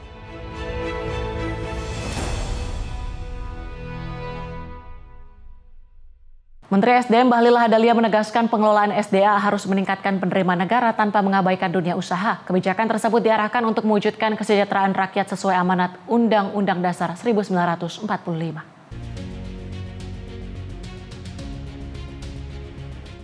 Menteri Energi dan Sumber Daya Mineral Bahlil Lahadalia menyampaikan hasil pembahasan Presiden Prabowo Subianto dengan sejumlah kabinet merah putih di Istana Merdeka Jakarta pada Rabu 28 Januari 2026. Pertemuan tersebut membahas implementasi pengelolaan sumber daya alam nasional, khususnya di sektor mineral dan batu bara. Bahlil menjelaskan, pembahasan difokuskan pada upaya memastikan pengelolaan sumber daya alam benar-benar berorientasi pada kepentingan negara, terutama dalam meningkatkan penerimaan negara secara optimal.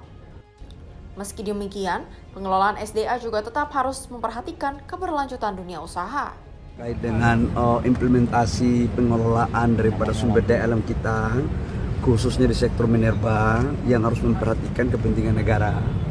dalam konteks bagaimana kita bisa memediasi agar pengelolaan sumber daya alam itu betul-betul berorientasi pada penghasilan negara yang lebih baik, tapi juga harus bijak dengan pengusaha. Presiden kepada kami, khususnya saya Menteri SDM, agar segera mencari formulasi yang tepat untuk kepentingan negara yang lebih baik, karena orientasi pengelolaan negara pasal 33 dan 45 itu kan semuanya dikelola dengan baik untuk bagaimana mensejahterakan rakyat kita. Kita kan butuh pendapatan negara yang lebih baik untuk kesejahteraan rakyat.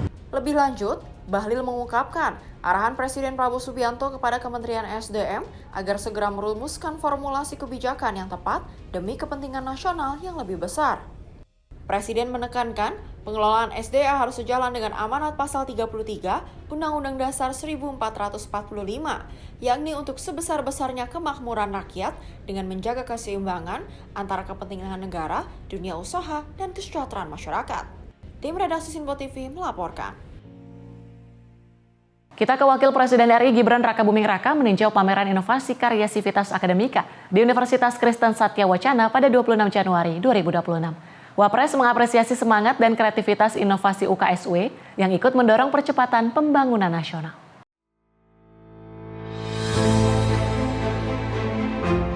Usai menjadi pembicara pada talk show Arah Baru Pembangunan Nasional di Universitas Kristen Satya Wacana, Wakil Presiden RI Gibran Rakabuming Raka meninjau pameran inovasi karya Sivitas Akademika pada Senin 26 Januari 2026. Wapres meninjau berbagai karya inovatif yang dikembangkan berdasarkan bidang keilmuan dan keunggulan masing-masing fakultas. Pada saat talk show, Wapres mengapresiasi kreativitas dan semangat inovasi UKSW yang ikut mendorong percepatan pembangunan nasional. Salah satu inovasi mahasiswa UKSW yang memadukan robotika dan kecerdasan buatan untuk sektor pertanian. Wapres menegaskan bahwa partisipasi aktif mahasiswa Indonesia di ajang global menjadi bukti kemampuan generasi muda untuk bersaing dan memberikan kontribusi nyata bagi kemajuan bangsa. Dalam kesempatan yang sama, Wapres pun menyinggung arah kebijakan Presiden Prabowo yang tengah fokus memperkuat program swasembada pangan nasional. Ia menilai pemanfaatan teknologi Muktahir sangat penting untuk mendukung peningkatan kapasitas sektor pertanian. Tim Redaksi Sinpo TV melaporkan. Dari CEO Danantara Rosan Perkasa Ruslani buka suara soal BUMN baru Perusahaan Mineral Nasional atau Perminas bakal mengelola tambang emas Martabe di Sumatera Utara. Tambang emas Martabe sebelumnya dikelola PT Agincourt Resources, anak usaha PT United Tractors Tbk itu menjadi salah satu dari 28 perusahaan yang dicabut izinnya karena menyebabkan banjir di Sumatera.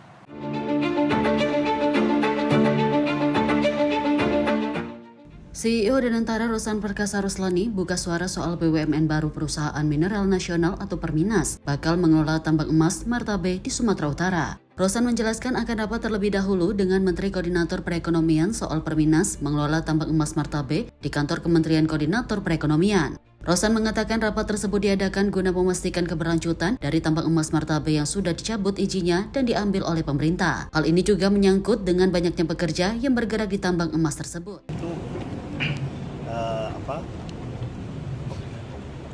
Kondisinya itu seperti apa gitu kan, kan mereka ada yang bekerja juga di situ, jadi kita lihat ini kan tidak hanya dari segi itu udah cabut, nah kan masih ada berbagai beberapa kementerian lainnya, jadi yang pasti kita akan tindak lanjuti itu semua, tetapi ya langkah-langkahnya kita baru meeting besok nih jam 8 pagi sama Pak Menko dengan semuanya lah. Di mana Pak? Di kantor Pak Menko. Jadi BUMN-nya belum ada yang ditunjuk sama sekali pas jauh ini? Ya, sudah ada nama, kan belum bisa saya ucapkan.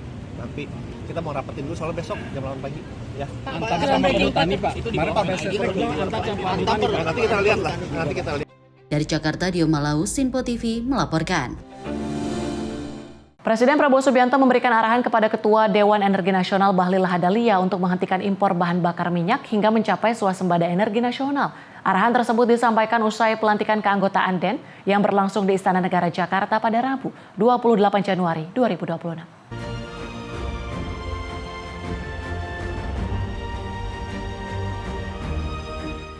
Salah satu program prioritas Presiden Prabowo adalah menyangkut kedaulatan energi, ketahanan energi, dan kemandirian energi menuju swasembada energi. Ketua Dewan Energi Nasional, Bahlil Lahadalia, mengungkapkan hal tersebut sekaligus menyebutkan 4 arahan utama dari Presiden Prabowo Subianto. Pertama, menjaga kedaulatan energi nasional tanpa intervensi pihak manapun. Kedua, memperkuat ketahanan energi nasional yang dimana cadangan BBM Indonesia saat ini hanya untuk kebutuhan 21 hari akan ditingkatkan hingga 3 bulan melalui pembangunan fasilitas penyimpanan atau storage. Ketiga, mendorong kemandirian energi dengan menekan ketergantungan impor BBM yang saat ini masih mencapai lebih dari 30 juta kiloliter per tahun, baik untuk solar maupun bensin. Sehingga nantinya adalah mewujudkan swasembada energi sebagai tujuan akhir pembangunan sektor energi nasional. Kita tahu semua bahwa salah satu program prioritas Bapak Presiden Prabowo adalah menyangkut dengan kedaulatan energi, ketahanan energi, swasembada energi, yang salah satu instrumen negaranya adalah arah kebijakan roadmap yang dibangun bersama-sama dengan DEN. Kita tahu bahwa ketahanan energi kita hanya 21 hari, dan ini kita akan up menjadi 30 hari, menjadi 3 bulan, dan ini pasti kita akan membangun storage. Kita tahu kita hari ini masih impor BBM kurang lebih sekitar 30 juta lebih kiloliter baik solar maupun bensin, dan yang keempat itulah swasembada. Roadmapnya sudah selesai, dan sekarang tahapan sudah mulai membangun untuk bagaimana kita bekerja sama dengan negara mana, dan organisasinya sudah hampir rampung selesai juga. Bahlil menambahkan, roadmap kebijakan energi nasional kini juga telah disusun dan memasuki tahap implementasi, termasuk kerjasama dengan sejumlah negara serta penguatan organisasi pendukung. Tim Redaksi Simpo TV melaporkan. Masih dari CEO Danantara Rosan Perkasa Roslani mengungkapkan proyek hilirisasi peternakan ayam akan groundbreaking alias peletakan batu pertama pada awal Februari 2026. Rosan mengatakan seluruh persiapan proyek hilirisasi peternakan ayam telah rampung dan tinggal menunggu waktu pelaksanaannya saja.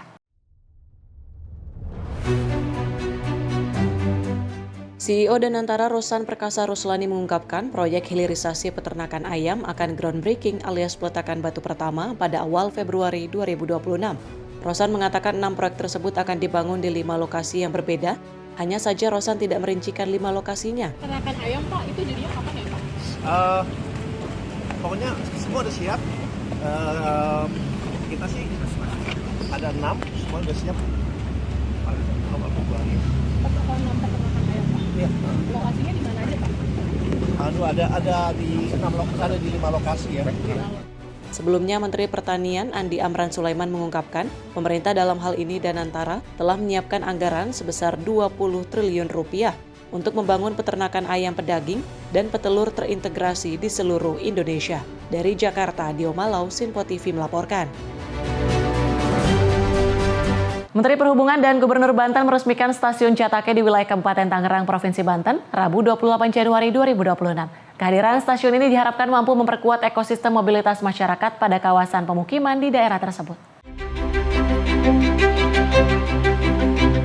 Menteri Perhubungan Dudi Purwogandhi meresmikan stasiun Jatake di wilayah Kabupaten Tangerang, Provinsi Banten, Rabu 28 Januari 2026. Gubernur Provinsi Banten Andra Soni turut mendampingi proses peresmian infrastruktur transportasi massal yang sangat strategis tersebut. Kehadiran stasiun ini diharapkan mampu memperkuat ekosistem mobilitas masyarakat pada kawasan permukiman di daerah tersebut. Pembangunan fasilitas umum ini mengenakan skema kolaborasi tanpa penyerapan dana, anggaran pendapatan, dan belanja negara. Lihat pertumbuhan atau perkembangan perkeretaapian di Provinsi Banten 1 dekade terakhir ini kan luar biasa. Sejak dibukanya double track sampai dengan Rangkas Bitung, orang sudah mulai beralih kepada transportasi massal. Bahkan kita dengar, kita lihat bahwa sampai subuh orang udah antri ya di stasiun-stasiun besar. Dan stasiun ini juga nanti akan melayani 20.000 masyarakat. Dan ini akan merubah pola masyarakat yang selama ini menggunakan mobil pribadi menjadi menggunakan moda transportasi massal seperti kereta api. Jadi pengaruhnya pasti akan ke ekonomi kita. Pertama, pengurangan subsidi terhadap bahan bakar minyak. Ya, kedua, otomatis akan terjadi pusat-pusat pertumbuhan ekonomi baru. Ketiga, konsumsi masyarakat akan lebih luas. Sebelumnya hanya kepada bahan baku minyak, sekarang bisa ke hal yang lain saat mereka menggunakan kereta api. Jadi saya yakin Saya percaya bahwa sejarah kereta api juga di Provinsi Banten telah dimulai dari zaman kerja paksa, zaman Romusa. Bahwa itu dibangun dan kami berharap itu diaktifkan kembali karena apa? Wilayah selatan perlu dukungan agar pertumbuhan ekonomi di sana bisa lebih maksimal. Ditambah lagi potensi daerah berbatasan dengan Jakarta, pertanian daerah selatan, Lebak dan Pandeglang ini luar biasa. Andra Soni berharap pemerintah pusat segera mendorong pemerataan pembangunan jalur kereta hingga menuju wilayah selatan Banten. Ia mengusulkan pengaktifan kembali jalur Rangkas Bitung menuju Labuan guna membuka berbagai pusat pertumbuhan ekonomi yang baru. Kementerian Perhubungan mendorong replikasi pola kolaborasi lintas sektor untuk membangun berbagai infrastruktur transportasi publik nasional lainnya. Pemerintah pusat terus berupaya membangun ekosistem mobilitas yang terhubung serta efisiensi bagi seluruh lapisan masyarakat Indonesia. Pengoperasian stasiun ini merupakan bagian dari komitmen pemerintah untuk memperkuat layanan angkutan massal yang lebih terintegrasi. Tim redaksi Sinpo TV melaporkan.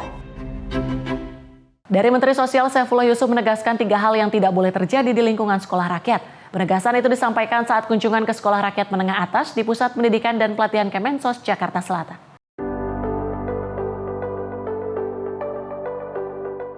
Menteri Sosial Saifullah Yusuf mengunjungi sekolah rakyat menengah atas di Pusat Pendidikan dan Pelatihan Kemensos, Jakarta Selatan. Dalam kunjungannya, Gus Ipul disambut para siswa dengan hangat dan menyaksikan karya serta pentas seni hasil kreativitas para murid. Dalam kesempatan itu, Gus Ipul menyebut larangan pertama di sekolah rakyat adalah bullying atau perundungan. Seluruh lingkungan sekolah diminta menjadi ruang yang aman dan nyaman bagi para siswa. Larangan kedua adalah kekerasan dalam bentuk apapun, baik kekerasan fisik maupun seksual. Gus Ipul menekankan peran guru, wali asrama dan wali asuh untuk mengawasi serta memberikan teladan dengan empati. Gus Ipul juga menyoroti pentingnya nilai toleransi di sekolah rakyat. Salah satunya terlihat di Sekolah Rakyat Kupang, Nusa Tenggara Timur, di mana terdapat seorang siswa muslim di tengah lingkungan mayoritas non-muslim. Oh ya, kita sudah punya buku pedoman dan kita juga akan siapkan sanksi. Dan jadi tidak perlu peringatan, langsung kita berhentikan. Kalau ada yang memang dengan sengaja melakukan kekerasan fisik, kekerasan seksual, bullying maupun melakukan tindakan intoleransi. Saya sudah titipkan betul sama Ibu Kepala Sekolah untuk benar-benar mencegah, memitigasi ya, dengan seluruh perangkat yang ada, baik aturan maupun juga teknologi, agar tidak terjadi 3 hal itu di sekolah rakyat. Kami sudah siapkan pedoman-pedomannya, ya, ada bukunya itu.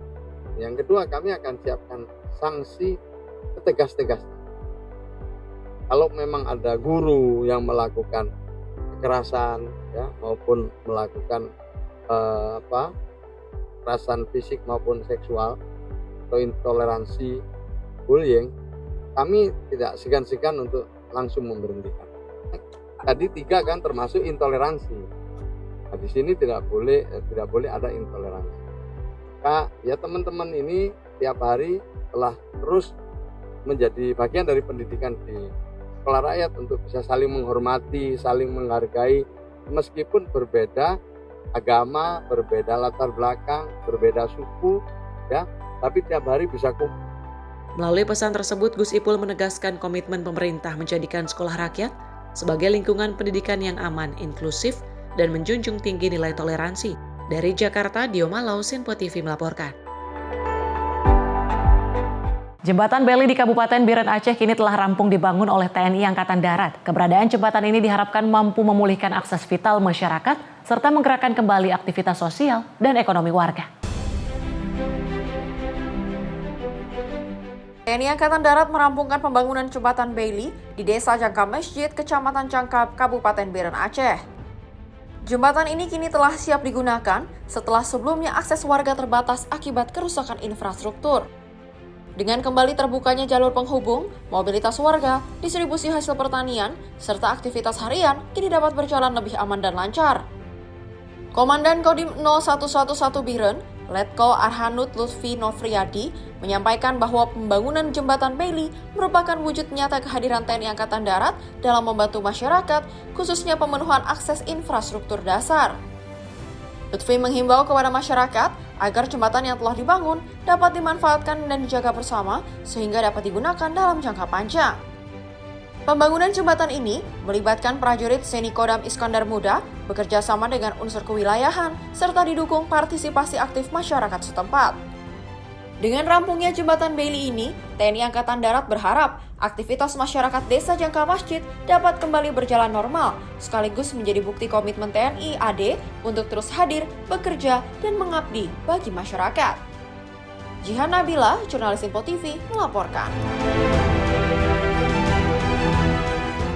Pasca bencana banjir di Aceh, TNI Angkatan Darat tidak hanya melaksanakan pemulihan wilayah terdampak, namun juga memastikan pendidikan anak-anak tetap berjalan. Prajurit TNI AD turun langsung mengajar di sekolah darurat bagi siswa korban banjir. Kepada Bapak TNI, kalau buku anak kamu ini di sekolah darurat. Pasca banjir yang melanda sejumlah wilayah di Aceh, TNI Angkatan Darat terus hadir mendampingi masyarakat, termasuk dalam memastikan pendidikan anak-anak tetap berlangsung. Di Desa Kuta Tengah, Kecamatan Butong, Atuk Banggala, Kabupaten Nagan Raya, prajurit unit TP 856 Satria Bumi Sakti mengajar siswa sekolah dasar di sekolah darurat. Ratusan anak terpaksa belajar di bawah tenda karena gedung sekolah mereka belum dapat digunakan akibat terdampak banjir. Dengan metode sederhana dan materi dasar, prajurit memberikan pembelajaran sekaligus motivasi agar semangat belajar anak-anak tetap terjaga. Kepada Bapak TNI, kalau buku anak kamu ini di sekolah darurat. Semoga anak kamu jut membaca dan jut menulis, semoga lancar. Dan sayang anak kamu karena guru-guru penyakit ini yang jaga kena yang puno anak ini bak sekolah darurat. Semoga di bujut itu mulai bujut membaca ini. Difokuskan untuk belajar di sekolahnya. Anak-anak menyambut antusias kehadiran prajurit TNI Angkatan Darat yang turun langsung memberikan pelajaran. Meski belajar di tengah keterbatasan, semangat para siswa tetap tinggi dan terlihat ceria saat mengikuti proses belajar mengajar. Kehadiran prajurit TNI memberikan rasa aman, semangat baru, serta harapan bagi anak-anak korban banjir agar tetap menjaga cita-cita mereka.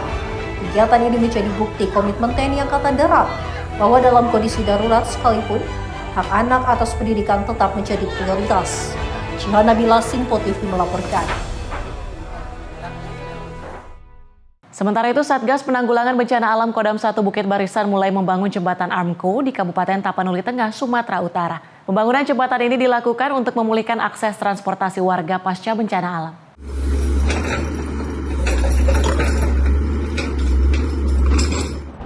Satgas Kul Benkal Kodim 1 Bukit Barisan kembali melaksanakan pembangunan jembatan Armco, yakni di Desa Masundung, Kecamatan Lumut, Kabupaten Tapanuli Tengah. Pembangunan jembatan ini menjadi bagian dari upaya percepatan pemulihan wilayah, serta pemulihan konektivitas dan aktivitas ekonomi masyarakat yang terganggu akibat bencana. Proses pembangunan melibatkan personel Koramil 04 Pinang Sori, Densi Bank 4 Sibolga, serta Yun TP 908 Gajah Dompang. Pekerjaan didukung dengan peralatan berat seperti 2 unit ekskavator, serta peralatan manual guna memastikan pembangunan berjalan cepat dan aman. Hingga saat ini progres perakitan Armco telah mencapai 90%, sementara lantai kerja dan penimbunan masing-masing telah mencapai 20%. Dengan dibangunnya jembatan ini diharapkan akses transportasi warga dapat segera pulih dan aktivitas masyarakat kembali normal. Jihan Nabila, Info TV melaporkan. Pemirsa, TNI bersama tim gabungan melakukan upaya pemadaman kebakaran hutan dan lahan atau Karhutla di Kabupaten Aceh Selatan. Langkah ini dilakukan untuk mencegah api merambat ke pemukiman warga serta meluas ke kawasan hutan lainnya. Kebakaran hutan dan lahan kembali terjadi di sejumlah wilayah Kabupaten Aceh Selatan Selasa 27 Januari 2026. TNI bersama tim gabungan segera diterjunkan untuk melakukan pemadaman, sekaligus mencegah api mendekati permukiman warga. Pemadaman dilaksanakan di Kecamatan Bangkongan dan Trumon Timur dengan melibatkan personel TNI, Polri, BPBD serta BKSDA. Puluhan hektar lahan milik masyarakat dilaporkan terbakar akibat cepatnya perambatan api di tengah kondisi cuaca panas. Meski dengan medan sulit dan akses terbatas, personel gabungan terus berupaya memadamkan api dengan peralatan yang ada. Selain menggunakan pompa air, pemadaman juga dilakukan secara manual untuk menjangkau titik api di area terpencil. Hingga saat ini, sejumlah titik api berhasil dikendalikan, namun pemantauan dan pemadaman lanjutan masih terus dilakukan guna mencegah api kembali menyala. Yohana Bila, Sinpo TV melaporkan. Ketua Komisi Kemitraan Hubungan Antar Lembaga dan Infrastruktur Organisasi Dewan Pers, Rosarita Niken Widyastuti menegaskan soal pengawalan implementasi Peraturan Presiden 32 tahun 2024. Niken menyebut Dewan Pers akan memastikan platform digital menjalankan kewajiban terhadap keberlanjutan pers nasional. Ketua Komisi Kemitraan Hubungan Antar Lembaga dan Infrastruktur Organisasi Dewan Pers, Rosarita Niken menilai laporan Komite Tanggung Jawab Perusahaan Platform Digital dalam mendukung jurnalisme berkualitas merepresentasikan aspirasi industri pers Indonesia. Dirinya menyatakan kewajiban platform digital harus dijalankan sesuai amanat peraturan Presiden. Tanggung jawab tersebut mencakup pembagian monetisasi yang adil bagi perusahaan pers. Di samping itu, Ketua KTP 2JB, Suprapto Sastro Atmojo, juga menilai implementasi Perpres 32 tahun 2024 belum optimal. Suprapto menyebut pemenuhan tanggung jawab platform masih berada pada kategori rendah. Suprapto menjelaskan komite menjalankan program percepatan berdasarkan masukan komunitas pers nasional. Program tersebut bertujuan mengaktifkan kembali kerjasama perusahaan pers dengan platform digital. Perpres 32 tahun 2024 ini bisa dilaksanakan secara maksimal. Jadi implementasi Perpres menjadi program prioritas kedua. Dalam hal ini tentu berkaitan dengan pasal 5 Perpres yang berisi 6 tanggung jawab perusahaan platform digital untuk mendukung jurnalisme berkualitas. Untuk implementasi ini tentu ada beberapa upaya yang sudah dilakukan oleh bidang-bidang kerja di komite. Sebagai informasi bahwa di komite ini kita mempunyai 4 bidang kerja. Yang pertama adalah bidang kerjasama perusahaan pers dan perusahaan platform digital. Yang kedua, bidang pelatihan dan program jurnalisme berkualitas. Yang ketiga, bidang pengawasan arbitrase dan alternatif penyelesaian sengketa. Dan yang keempat adalah bidang organisasi dan hubungan antar lembaga. Dewan Pers menilai penguatan kolaborasi menjadi kunci keberhasilan Perpres 32 tahun 2024. Pengawasan dan perluasan partisipasi media dinilai menentukan masa depan jurnalisme berkualitas nasional. Dari Jakarta, Sri Dewi Andayani, Azizul Hakim, Sinpo TV melaporkan. Dan pemirsa, informasi tadi sekaligus menutup jumpa kita di pagi kali ini. Saya Tiara Dianti mewakili seluruh kerabat kerja yang bertugas pamit undur diri. Terima kasih dan sampai jumpa.